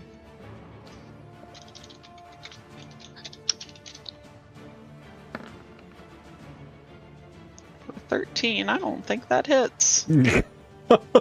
They were really not. just caught immediately off guard. They were not prepared. Really fucking was. How to raid a drow house. How to raid a drow house. Fireball. Yeah. So she misses that one, but she will go again. Surprise, it's the Drowquisition. Holy Also doesn't fucking hurt. Jesus. Alright, so you see her, Flail. frustrated her spell does not work, lashes out with Ari for her glowing staff, but he manages to deflect and miss both attacks. As we will then move over to Taffy with Arca up next. Get her, Taffy. Oh, baby. Come on, Taffy. Come on, So Taffy. he does a heavy sigh. Then he seems to take a deep breath, and he steels himself. His little kitty eyes hone in, his pupils tighten up, and then he comes dashing in. Now, as part of his tabaxiness, he's basically going to double move, but it does not count as a double move. This just means I can't move Hell next yeah. turn, so I'm stuck wherever I land. Which means he's gonna be on the other side of this table. Yeah, that seems like a good idea. So he just zips in here. I don't know how he's gonna go as fast as he can. Yeah, I think right there will be good. So I don't know if she can spot him. He rolled a 13 on his stealth. But he will at least get sneak attack if he can hit. because there's two targets fighting the target he's shooting at. As he runs into the room after it flashes and he sees a bunch of dead, it's like, oh wow, okay, this is going pretty good. Kind of skips over the dead body and then slides, and while he's sliding, he's gonna shoot the priestess. Okay. Yeah, so I rolled out with disadvantage. So yeah, she would have had a 17 on her perception. Okay. Then she spouts me. She does as you come dashing into the whoosh, room. Whoosh. All right, let's see if I can hit something. I believe in you. Oh, baby. Oh, 23 hits. Let's go. Boom. Yeah. Jesus fucking Christ.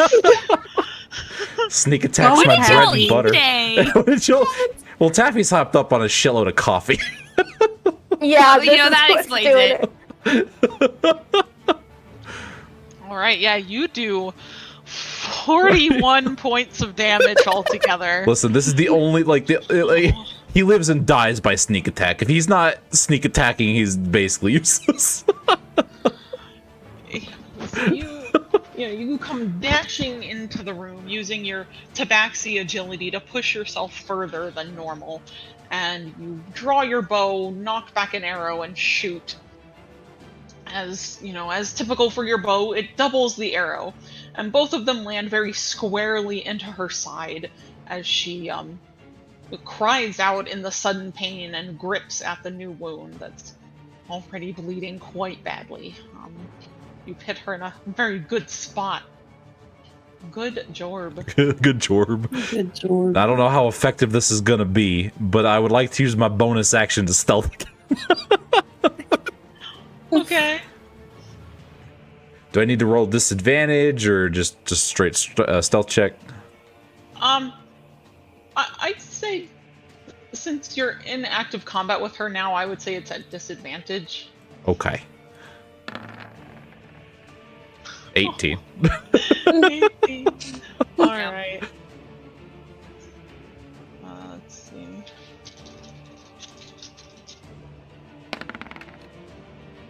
Oh, she got a nat 1. That's fine. So, slides and She shoots, should've then fucking drops down. Whoosh. Yeah. Like I saw a cat and now he's gone. Somehow. Somehow. He just How like do you lose a cat? slides up and then like presses up against the wall, trying to blend back in. And that is his turn. He is stuck where he is now. All right. Then Arca, you are up next.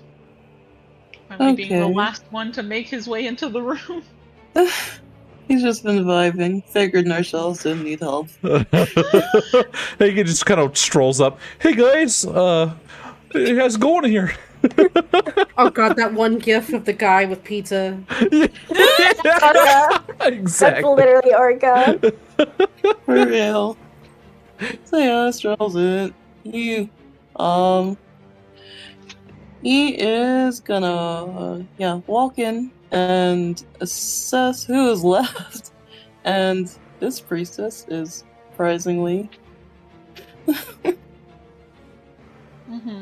surprisingly still alive. So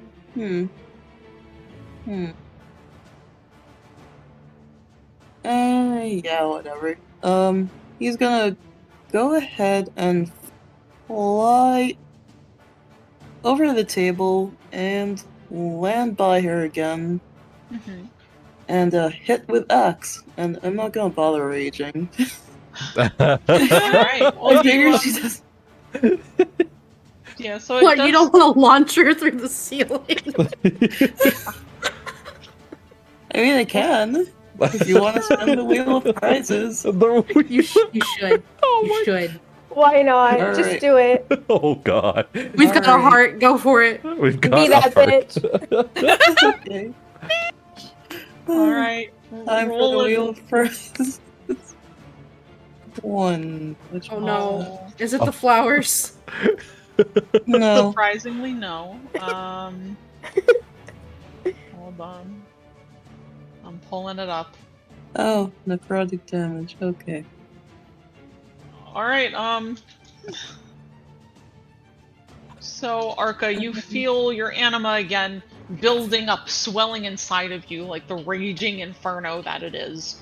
Feeding off of your own anger, and as it spills out, you're able to kind of control it to a degree as you can point out the creatures you wish for it to focus on, which I'm guessing is probably just going to be her since the Yeah. rest of your enemies are dead.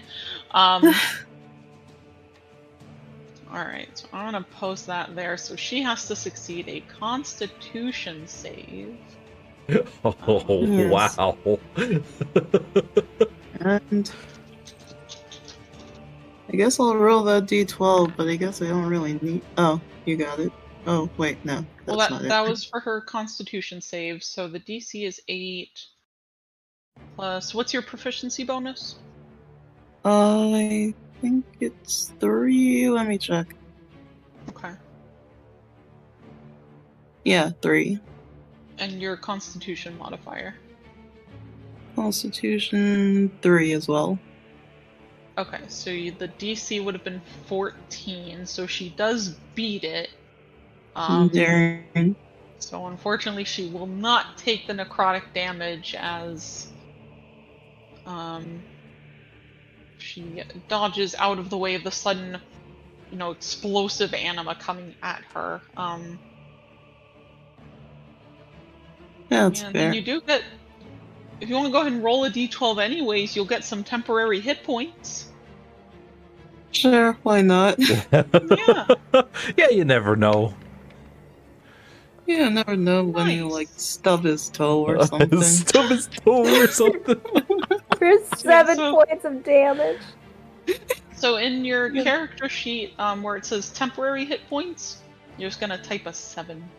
It's underneath your Okay, regular hit well, points. Wouldn't it be 10 7 because we'd add plus- the... plus barbarian Oh, level. plus so barbarian level, so 7 plus. Oh, 8. 8, sorry. 8. We are 8, right? Yeah. Yeah. Which is 15. I think it's 15. I don't feel like Yeah. I have my calculator out. Yeah, you're right. It's 15. Okay. Okay. Alright. And I hit with X. I know reckless attack.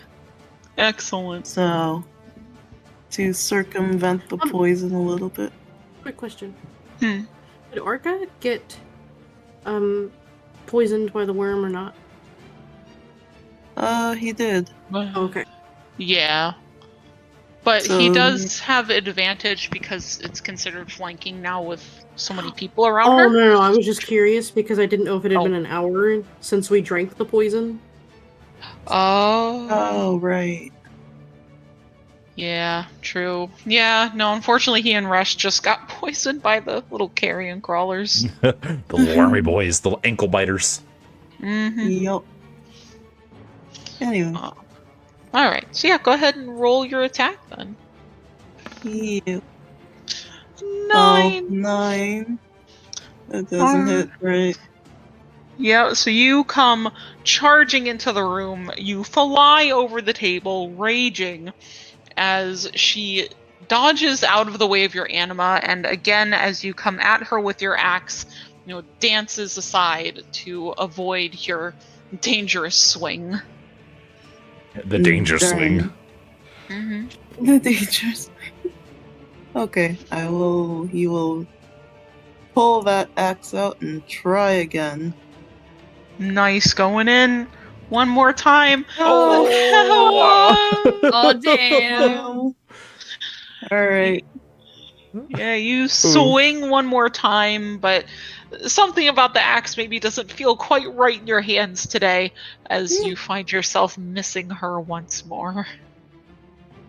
Alright.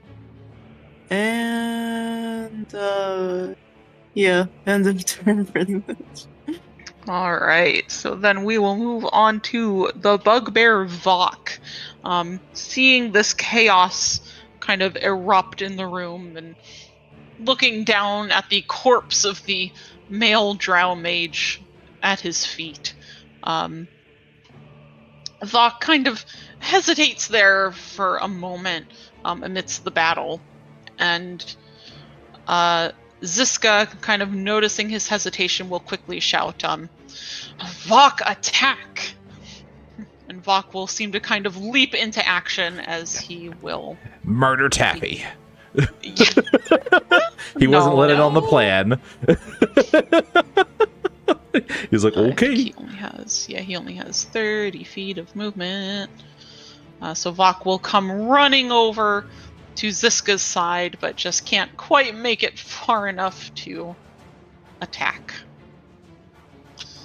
Alright, let's see. Alright, Resh. Back to Resh now.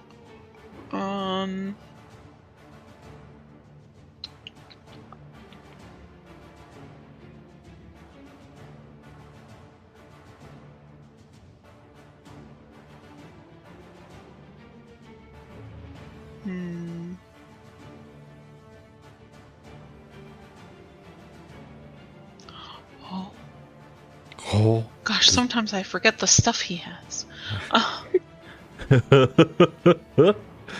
God. Okay.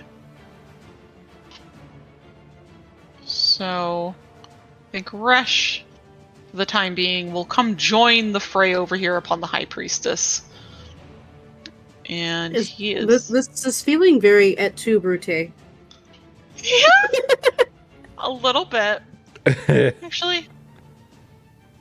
Oh, I forget he has... Actually, no, he's gonna come to right here instead.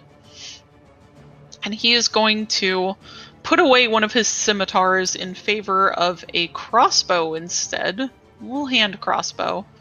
And he is gonna take an attack on her. Oh, I rolled that with disadvantage. Hold on. I will re-roll that. 19 still hits anyways. Wonderful. 7 piercing damage! Good job, Resh. And then he's gonna do it again. Oh, that one misses. So you see Resh putting away one of his scimitars and instead drawing out his hand crossbow, which he quickly loads, fires, hits her in the shoulder, reloads, fires again, just barely misses her as it sails past her and kind of hits into the ground behind her. Let's see. Back to Ari. Where is...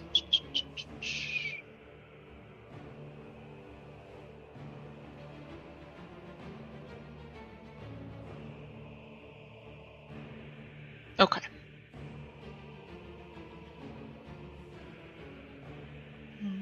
Oh, actually, what's this one too? Sorry, give me 1 second. You good?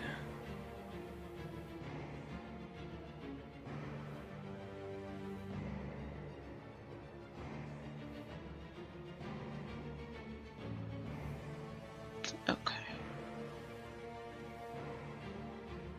Okay.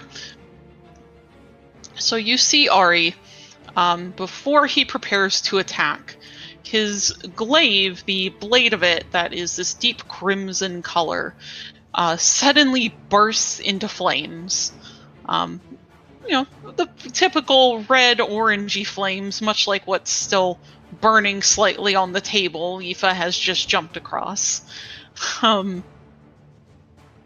And he is now going to take another swipe for the priestess. And he will hit this time. Oh god. So he is going to do... Oh, come on.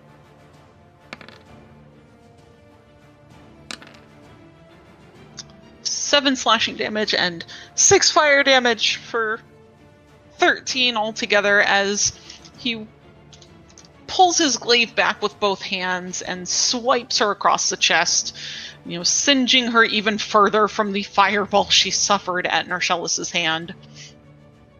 She is not doing hot. looking a little burnt, unfortunately. She's in the mosh pit over there, like She really is. she's Like, like a caster and just point blank range with everything. yeah, I want to feel a little bad, but I don't. But I don't. Alright, 18 will hit again. And his weapon is still on fire. Which was what, 2d8. Whoa! Oh, spicy. Got that God damn, Ari. spicy damage. So he takes his first swing at her and spins his glaive back around to stab her, nearly hitting her in the chest, but instead kind of cutting deep into her side instead. And she is, at this point, feels like she is barely holding herself up, leaning a lot of her weight onto her staff to try and keep herself standing. So that will bring us to Narcellus. Uh-huh. Kill Doesn't still. feel right. Kill still. Do it. Do it. This doesn't feel right, but okay. Do it. Do it. Do it. He'll move forward. Everything. And, well, I already cast, Wrathful Smite, so we might as well try. Please, miss. Let someone else. Oh, did I miss? You're rolling with You advantage. did! That misses. Oh, thank God. What about No. advantage? Oh, What about let's say advantage? you do get advantage. Oh, hang on. Yeah. Oh, boy, I gotta do it again? Okay.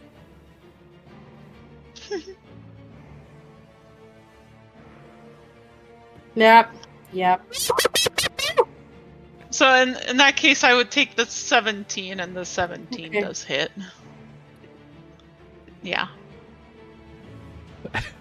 Oh boy. Oh boy.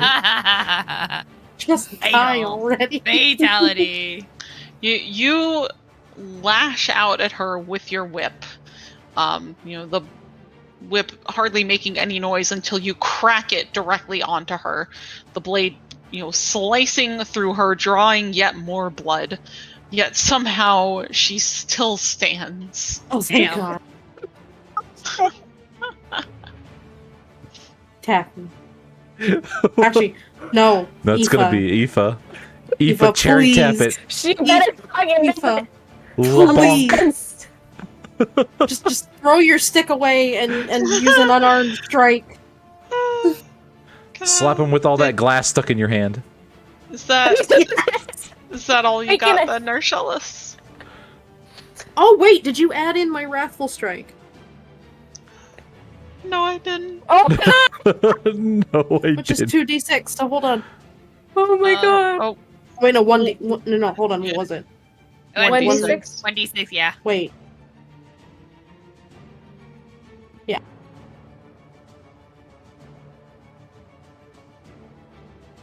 Okay. she is holding on by a thread right now. Woman will not 1 be HP. that. Come on, Aoife. By a thread. Come on, Aoife. Sort of a weird moment, Eva. Okay. Anyway, yeah, Eva's gonna skirt around. Can she skirt around? This feels Think like she bullying. This Yeah, feels she's like fucking bullying. We're just gonna land right here. This is a good Yep. place to land. Holy shit. This is wild. What do we do, guys? Do we do a strike with the staff or do we do an unarmed strike? Unarmed strike. Unarmed. Punch him in the kidney. Okay, give me one. Because I might make it worse. I might Oh, no. make it worse. Remember, you do roll with advantage. Yeah. That's true. Okay. Punch him where it hurts. I'm sure everywhere hurts right now. I'm sure everywhere hurts. Okay. So, oh fuck, this is insane. Okay. Rolling with advantage. We're gonna see if this hits. It Yeah, hits. that fucking hits. Okay. So we're gonna hit her, right? But why not be a little extra with this? So I'm gonna expend one of my key points, to Delete. use, yeah, literally delete it. We're deleting her. To use Hands of Harm, which means basically I get to deal additional necrotic damage, which is going to be my martial arts die plus my wisdom modifier. So my martial arts die at level 8 is a 6, so I'll roll that additionally. Let me link that in the chat. Jesus Christmas. Yeah, Listen. so Oh, boy. I'm gonna hit. Okay, so it's just 2. I'm gonna roll a d6 The glass plus in my the hand wisdom was modifier. all part of the plan. 6, Oh. 7, 8, 9. So that's gonna be for 11 points of damage. All right, Aoife, describe for me how you do it, Oh god. Okay, Where's so this because this is right going there. to kill her. okay. Can't believe she's actually doing this. Mm-hmm. Question. Yeah. How's her chest looking? Like where her vital organs would be. Oh, it's bad. First, she was burned. She's been slashed multiple times. She has like a crossbow bolt sticking out of one shoulder. She's got an arrow in her side. Yeah, Okay. it's bad. All right, then Aoife, making her way around the bugbear, sort of is like turns to face this priestess, and without saying anything, without making any sound other than like what you can hear, which is kind of like the impact of her glass covered hand to this woman's chest, she just slams right into her. And oh, I don't want to be really graphic, so I'm not going to be really graphic, but she's gonna pull out her heart. Fantastic. Right through the rib cage. Oh, Just Nice. pulls it out and is just holding it in her hand. god damn. Yeah, you do it, and her body just crumples to the floor, very, very dead. Yeah, good job. Good job? Question mark. Good job, Good everyone. job. Question mark? Yeah. Da da da da da da da da da.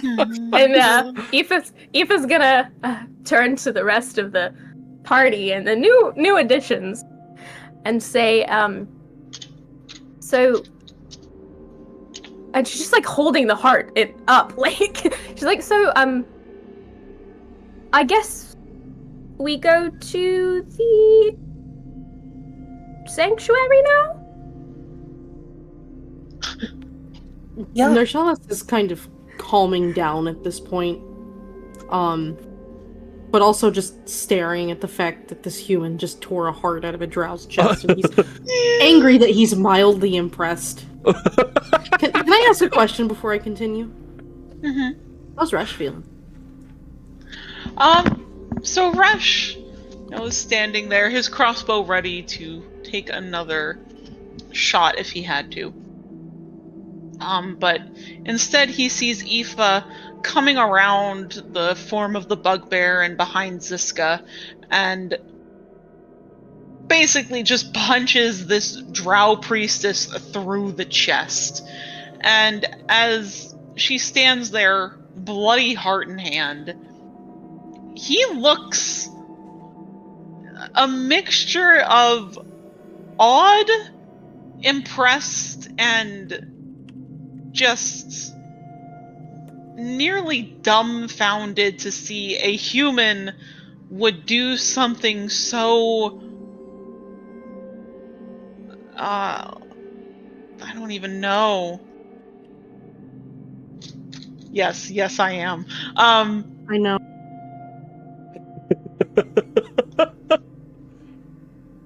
he's just very impressed she has done something so gruesome.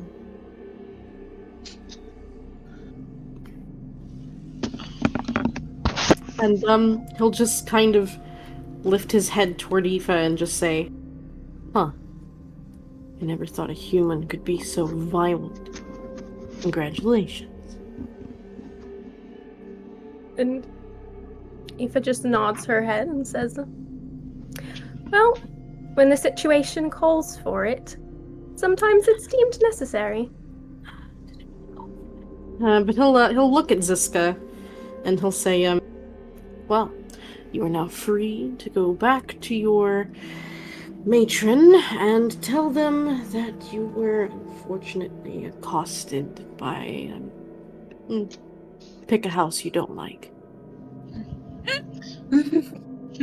Like a house. Cisco will, as the priestess finally falls with the other two, he will kind of stand there for a moment, just looking down at her body, and then looks back over at you, Narshalis, and he'll just say, oh, shame I couldn't get the last blow, but thanks, I guess. And he'll sort of motion for Vok, for his bugbear, as he'll, sheathe his weapon and just kind of start making his way towards the entrance of the room.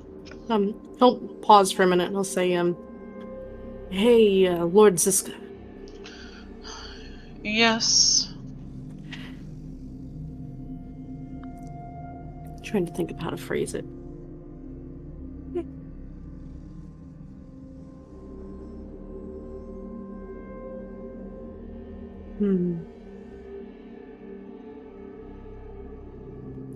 How can I phrase it?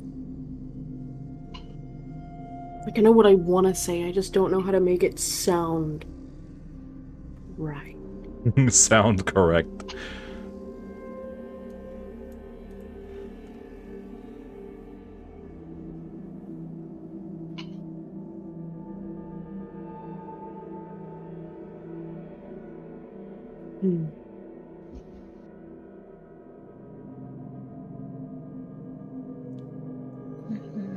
So I'm sorry, I'm just having trouble. But go ahead. Good.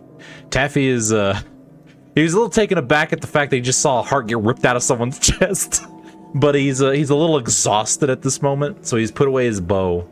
And he's like resting on his knees. His hands paws on his knees there, sort of hunched over, sort of looking around at the carnage. When they pass by, maybe Vok just kind of shovels him out of the way. Kind of, pressed up against the wall. But he's clearly heavily panting after that whole ordeal.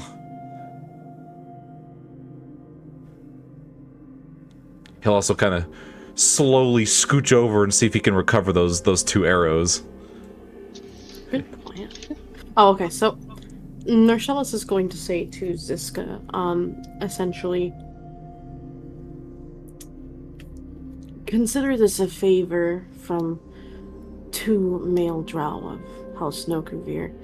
That said, if you ever happen to be raiding and come across someone named Withrana, I'd appreciate the same kindness being bestowed on us.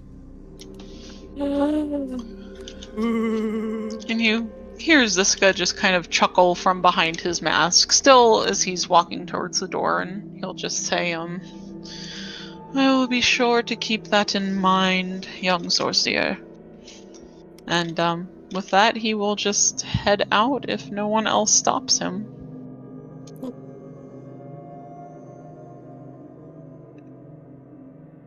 Oh, I'm dead. Hold on. Why am I dead? Why am I dead? Shows the same kindness, dies. You're dead now, yeah. Bye. Bye. You got too excited and just had a heart attack. At a young, tender age.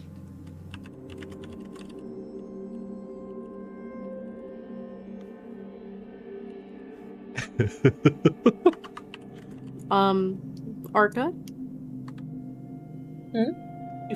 How's Arca feeling?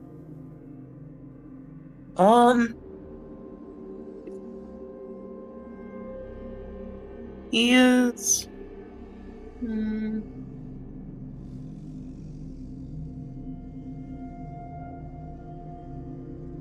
I'd say kind of like looking at Aoife in new light, as the others must be. But otherwise, he's what's the word?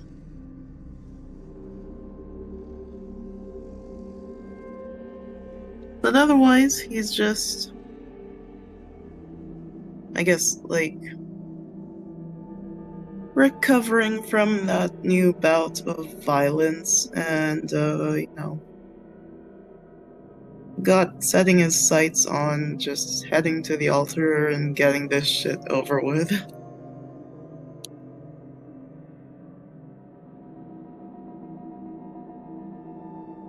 So, am I just gonna have to hold this heart for the rest of the night, or? Oh, just give it here. As he says this, he'll stand in front of Resh with like this extremely pleased look on his face. Clearly And- looking for some kind of approval. No. As you do speak up, Nershalis, and you move to take the heart from Aoife, Resh will just very quietly say as you return to his side,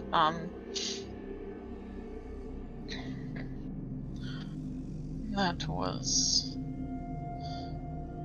impressive. Wow. Aww.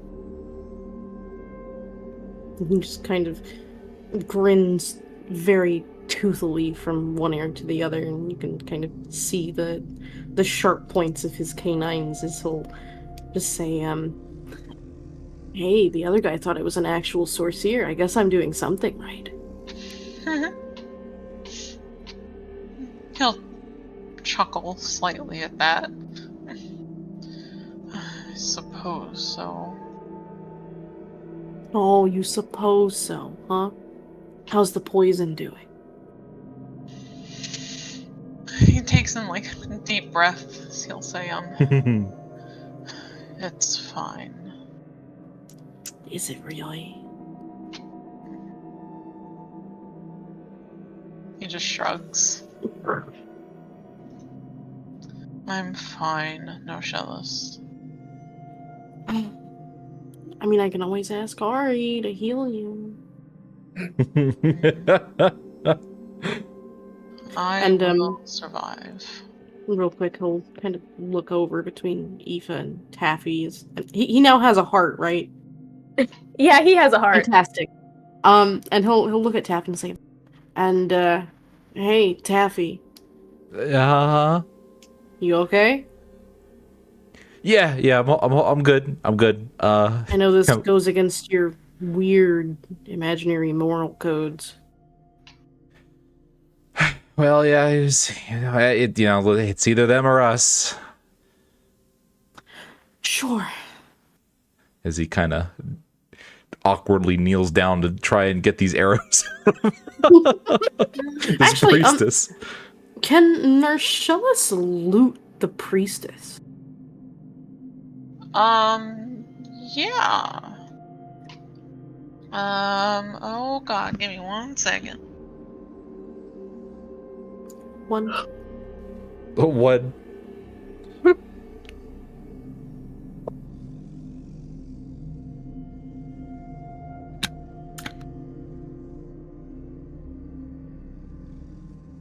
and a half. 1.5. Meanwhile, Aoife's just picking shards of glass out of her. It's like, ooh.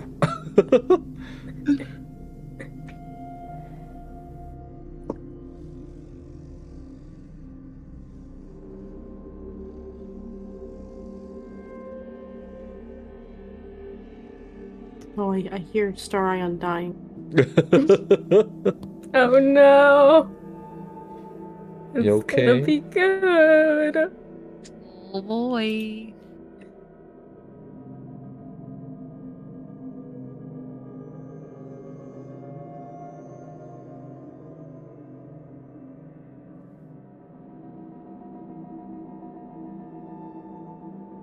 Also, Starion, did you say something?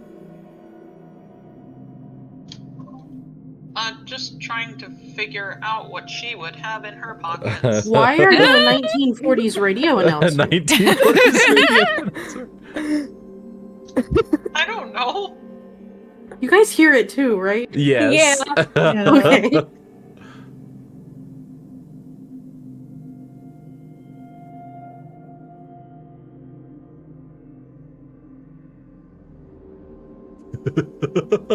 And here you go. Here's like, and it's just like all this incredibly expensive stuff.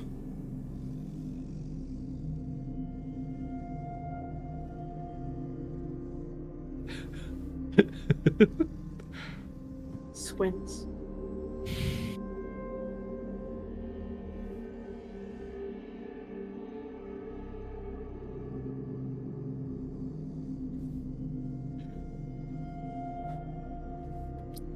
So how's everybody doing? You know, I'm fine. Taffy's probably like my guy. Mm-hmm. It's fine. I looted the body and the game froze. That's to load the inventory. We wrong warped. We weren't supposed to win that fight. It was scripted. Yes. And yet, we did. And yet we did. We cut their action economy in half, and then we cut them in half. We literally ganged up on them and they're dead. Yeah, like the old Yeah. games where if you beat a boss, like you might actually bug out the rest of the game. Exactly. Oh, they're rolling. I'm scared. Oh, baby. How is everybody feeling about Aoife right now? Because I'm like, she's a complete stranger. Dumped all this awful news on you guys, and then joined you in this temple. Pulled off. Doesn't out of trust a her woman's even chest. more. Even more. So fair, best. So fair. So Me either. She's a really sweet person when you get to know her, but fair. apparently she's just out here pulling hearts out. I saw my chance to do this, and I took it so fast. You know, Narshell said it was okay. Narshell's wiped out 2 of them. It was like, Yeah, oh, okay. That's a good. That- That's a good. that's- That's wild. And like, oh, I killed one. Let's go do another one. Want to see me do it again? He was literally having the best time of his life, and that He was was actually. You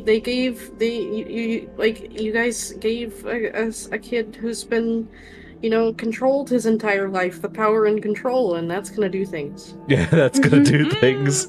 Oh, he has a taste now, but you know. Yeah.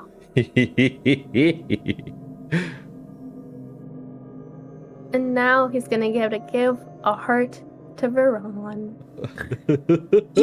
Yeah, Veyron's probably just like, buddy, chill. It's like, whoa. It's like, wow, this is why I don't like surface dwellers when they're pulling hearts out of people. They're pulling hearts out of people. It's like, who'd you bring into my temple?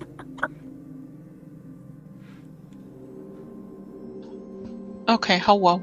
How well? Sorry about that. You good? Guys, I'll be right back. Oh, Okay. okay.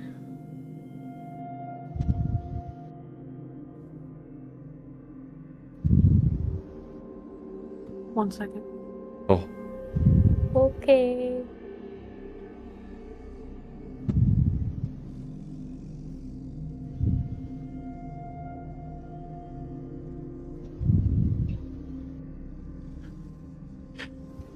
this is some hella loot. It really is. It must be. I'm Okay, sorry scared. about that. What's going on? You okay? Nothing. Yeah, there was just a lot of yelling going on in the stairwell. Oh. Oh. Okay, so Yell back. No. No. I'm just kidding. I'm kidding.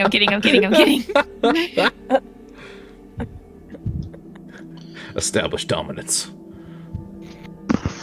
Alright, so you loot the corpse of the High Priestess, kind of rummaging around through her stuff, through her bags, through her pockets, seeing if you can find anything of value. You do find like a couple of pouches filled with random odds and ends. Looks like mostly maybe some components for spells, or you see there's a small like metallic token in one of her bags that holds the house, what you assume is probably her house symbol upon it for house salary. Other than that, you find another little pouch that has 26 gold pieces in it. Oh. And Oh. you also pull out a small stone that you find in the same pouch with the gold. Yeah? It's completely smooth. You know, very Oh like no. kind of oval shaped. It fits very nicely in the palm of your hand. Please be what I think it is.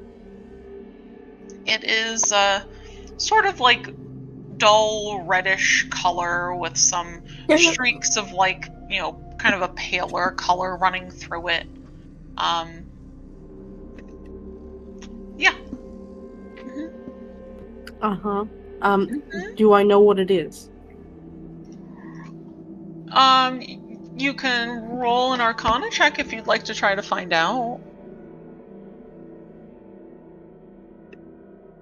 Oh. Oh, a 19. All right. I think that was with advantage. Oh, it was. Yeah, I'm sorry. Hold on. Yeah. Oh. Oh. You have no idea. It's really pretty though. It's Why pretty. did you do this? Why did you just give me a red rock? I mean, you can like detect magic it. You know what? We'll do it. Okay. So what do I detect? Well, here, can you just link it for me again one more Yeah. time? I always like forget.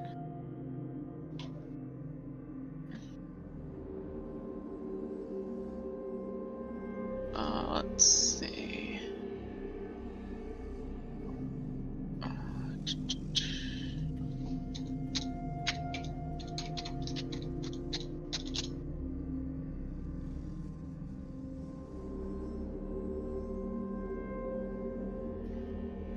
So you look at the stone as you cast Detect Magic, trying to figure out if this thing had any magical properties to it, or maybe what it might be.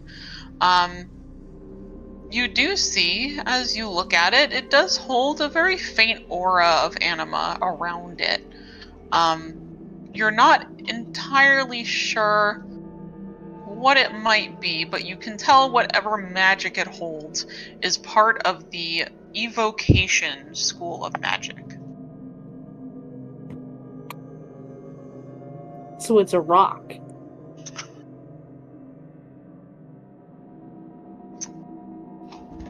Uh-huh. Uh-huh.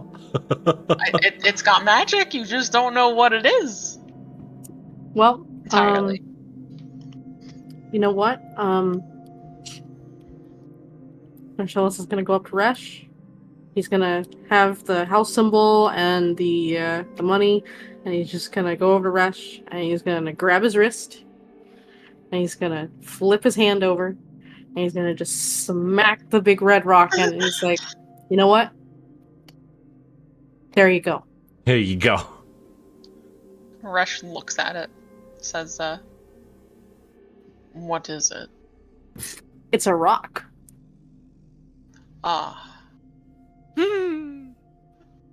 Alright. It's a magic rock? Apparently, Seems it's confused. magical. He seems confused by the gift, but just pockets it for right now. If you say so. If you say so. I do say so. I do say so. Enjoy your magic rock. Resh is like, I got You, it. I you got remember rock. the time you gave me that sphere and you said, "Oh, I don't really even know what it does, but you can have it." This is me returning the favor. It's a magic rock. I don't know what it does. You're welcome. Rush will just give kind of a small shrug of his shoulders. just like, alright. Fantastic. All right. Thanks, buddy. Thanks, buddy. I think with that though, we are gonna call it the end of our session for the night. Okay.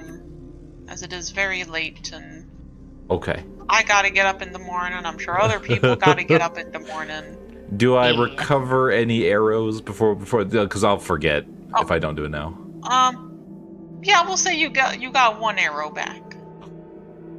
I'm gonna make this ammunition last as long as I physically can. Yeah.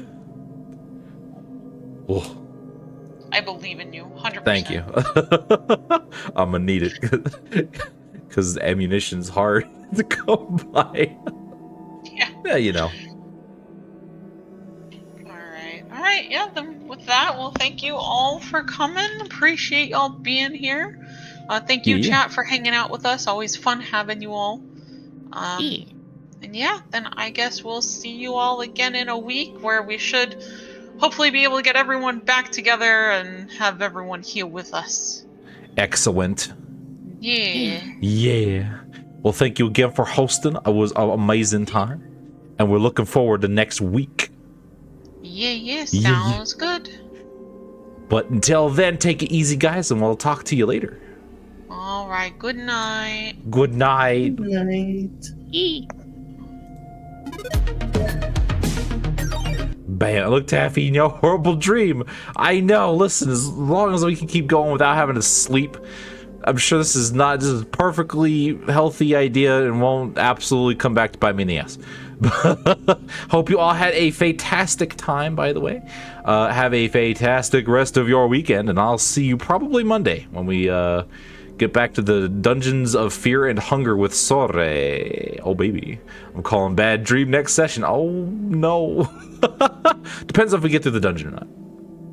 If Taffy has to go to sleep, that's when those typically happen. Ooh. All right, well, until next time, take it easy and stay safe out there in those Fey Wilds.